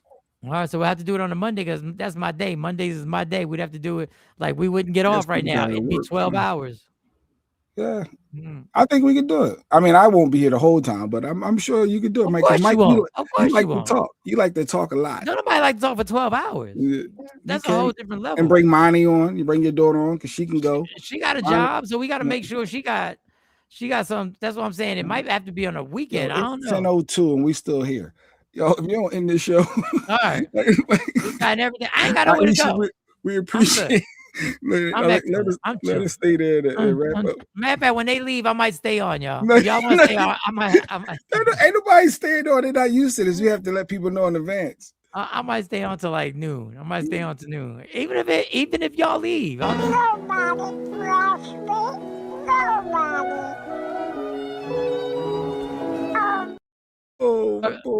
about the weekend. I'll jump on. See, he'll jump on. We'll have to get Random Rick to hit the link. We'll have to start. Puerto Rican, get some white. You getting some mixture. You getting. We gotta get everybody. Diversity up in here. Okay. Maybe we'll get one white guy who doesn't have sex with black women. A real white guy. We just found out Aisha Random Rick has been a loyal supporter for years, and just found out last week that he has a biracial kid because he's married to a black woman. He's never said anything. We never knew. We thought he was white, and that was it. No flavor, no nothing, no seasoning. We thought Rick had no seasoning. But come to find out, Random Rick know what seasoning tastes like. She got big dash. Got himself, yeah. Maybe start in the afternoon and go on to the night. Maybe start in the afternoon. Maybe we'll start in the afternoon and it'll be the subathon. Monday I'm off too. See? So maybe Monday is the thing. Token hour. Have DEI. Yeah, have them on here. Yeah. Play some music. Why do you support Trump? Like, yeah, let's those kind. Yeah. I don't think Random Rick. I think he did at one point. Do you think Random Rick supported Trump at one point? Early on. Yeah. You think so? Yeah. With a black wife? Because he thought he got them stimmy check from Trump. He really did. I think he one of them that thought the stimmy check really came from Trump. I could be wrong. You didn't ever support Trump. I could be wrong. I've been listening, catching up on emails since coming back from vacation. I didn't realize how long we've been on. Yeah. That's what I just said, Miss Clark. I don't know what's going on, but I appreciate y'all sticking around. I really do. We appreciate it's funny. I'm not supposed to eat till 12 o'clock, but I'm snacking now. I'm supposed to keep my fast till 12 o'clock. That's my, intermediate. Now I'm snacking. All right. I'm sorry, Doc. I know you got things to do. You smiling over there. I know you got money to make. You got money to make. I have caught on. I clear my day until 10 a.m. I never caught on to y'all. Y'all go long and yeah. I clear my day every Monday till 10 a.m. We could have touched on everything. We could have touched on Enola. We could have done more stuff. All right. Did we get her opinion about bonnets? I guess maybe next time because we played that lady had a response. We played a lady that approached the 13-year-old girl that was wearing a bonnet. But then again, let me stop because we're about to go. Nah, I mean, but how do you feel about the bonnets? Are you anti-bonnet? You pro-bonnet? In public? Yeah, you already know. You already know. She ain't got no poker face. She ain't got no poker face. The whole conversation, right? You know what? My mama came up to my school when I was in middle school with hair rollers and a hair scarf on, and I was so embarrassed. No, you don't wear no bonnet in the street. You had a tomfoolery. No, man, no, take the bonnet off. Look, late. The new bonnet is called a wig. Go put on a wig, dog it. Leave the bonnet at home. And that is true. The new bonnet is a wig. Y'all do be using them wig because they be some raggedy fucking wigs y'all just be throwing on and just be like, yeah, we just found out that a wig or a baseball cap. Asha always late with the comments, Mike. She's always behind. But all right, we done. We get out tomorrow. Nolan, Wells, we're gonna talk about all the new evidence, the pool party. We're gonna talk about all this stuff. And which is good tomorrow. You got Todd Anthony, the director of Red, coming on tomorrow too, right? Tomorrow, yeah, that great play, Malcolm X play. Yep. No, you should have been there, Jay. You had a good time. You and Lady Q would have enjoyed that. Yeah. All right, we're done. I don't want to go, but we're done. I'm gonna go turn this computer off. Normally I'm in a rush to get in the car and the whole shit. All right, y'all. You know how it is. Thank you, Dr. Aisha Oman. We already showed you how to get in touch with her. Thank you to everybody who's been rocking out with us. Love me for who I am, not who you want me to be, because I can never be that, but I'm always evolving. You fight for everything in your life. You fight for parking spots. You fight for deals. You fight for the big piece of chicken.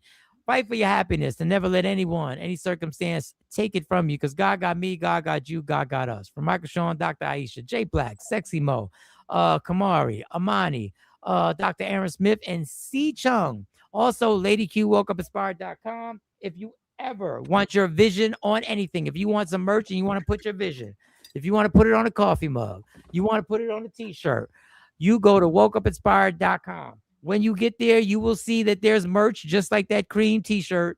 There is merch there that has been created and it's ready to be sold and shipped. Yeah. All right, we are gone. Everybody have a great day. We'll see you tomorrow. Gone.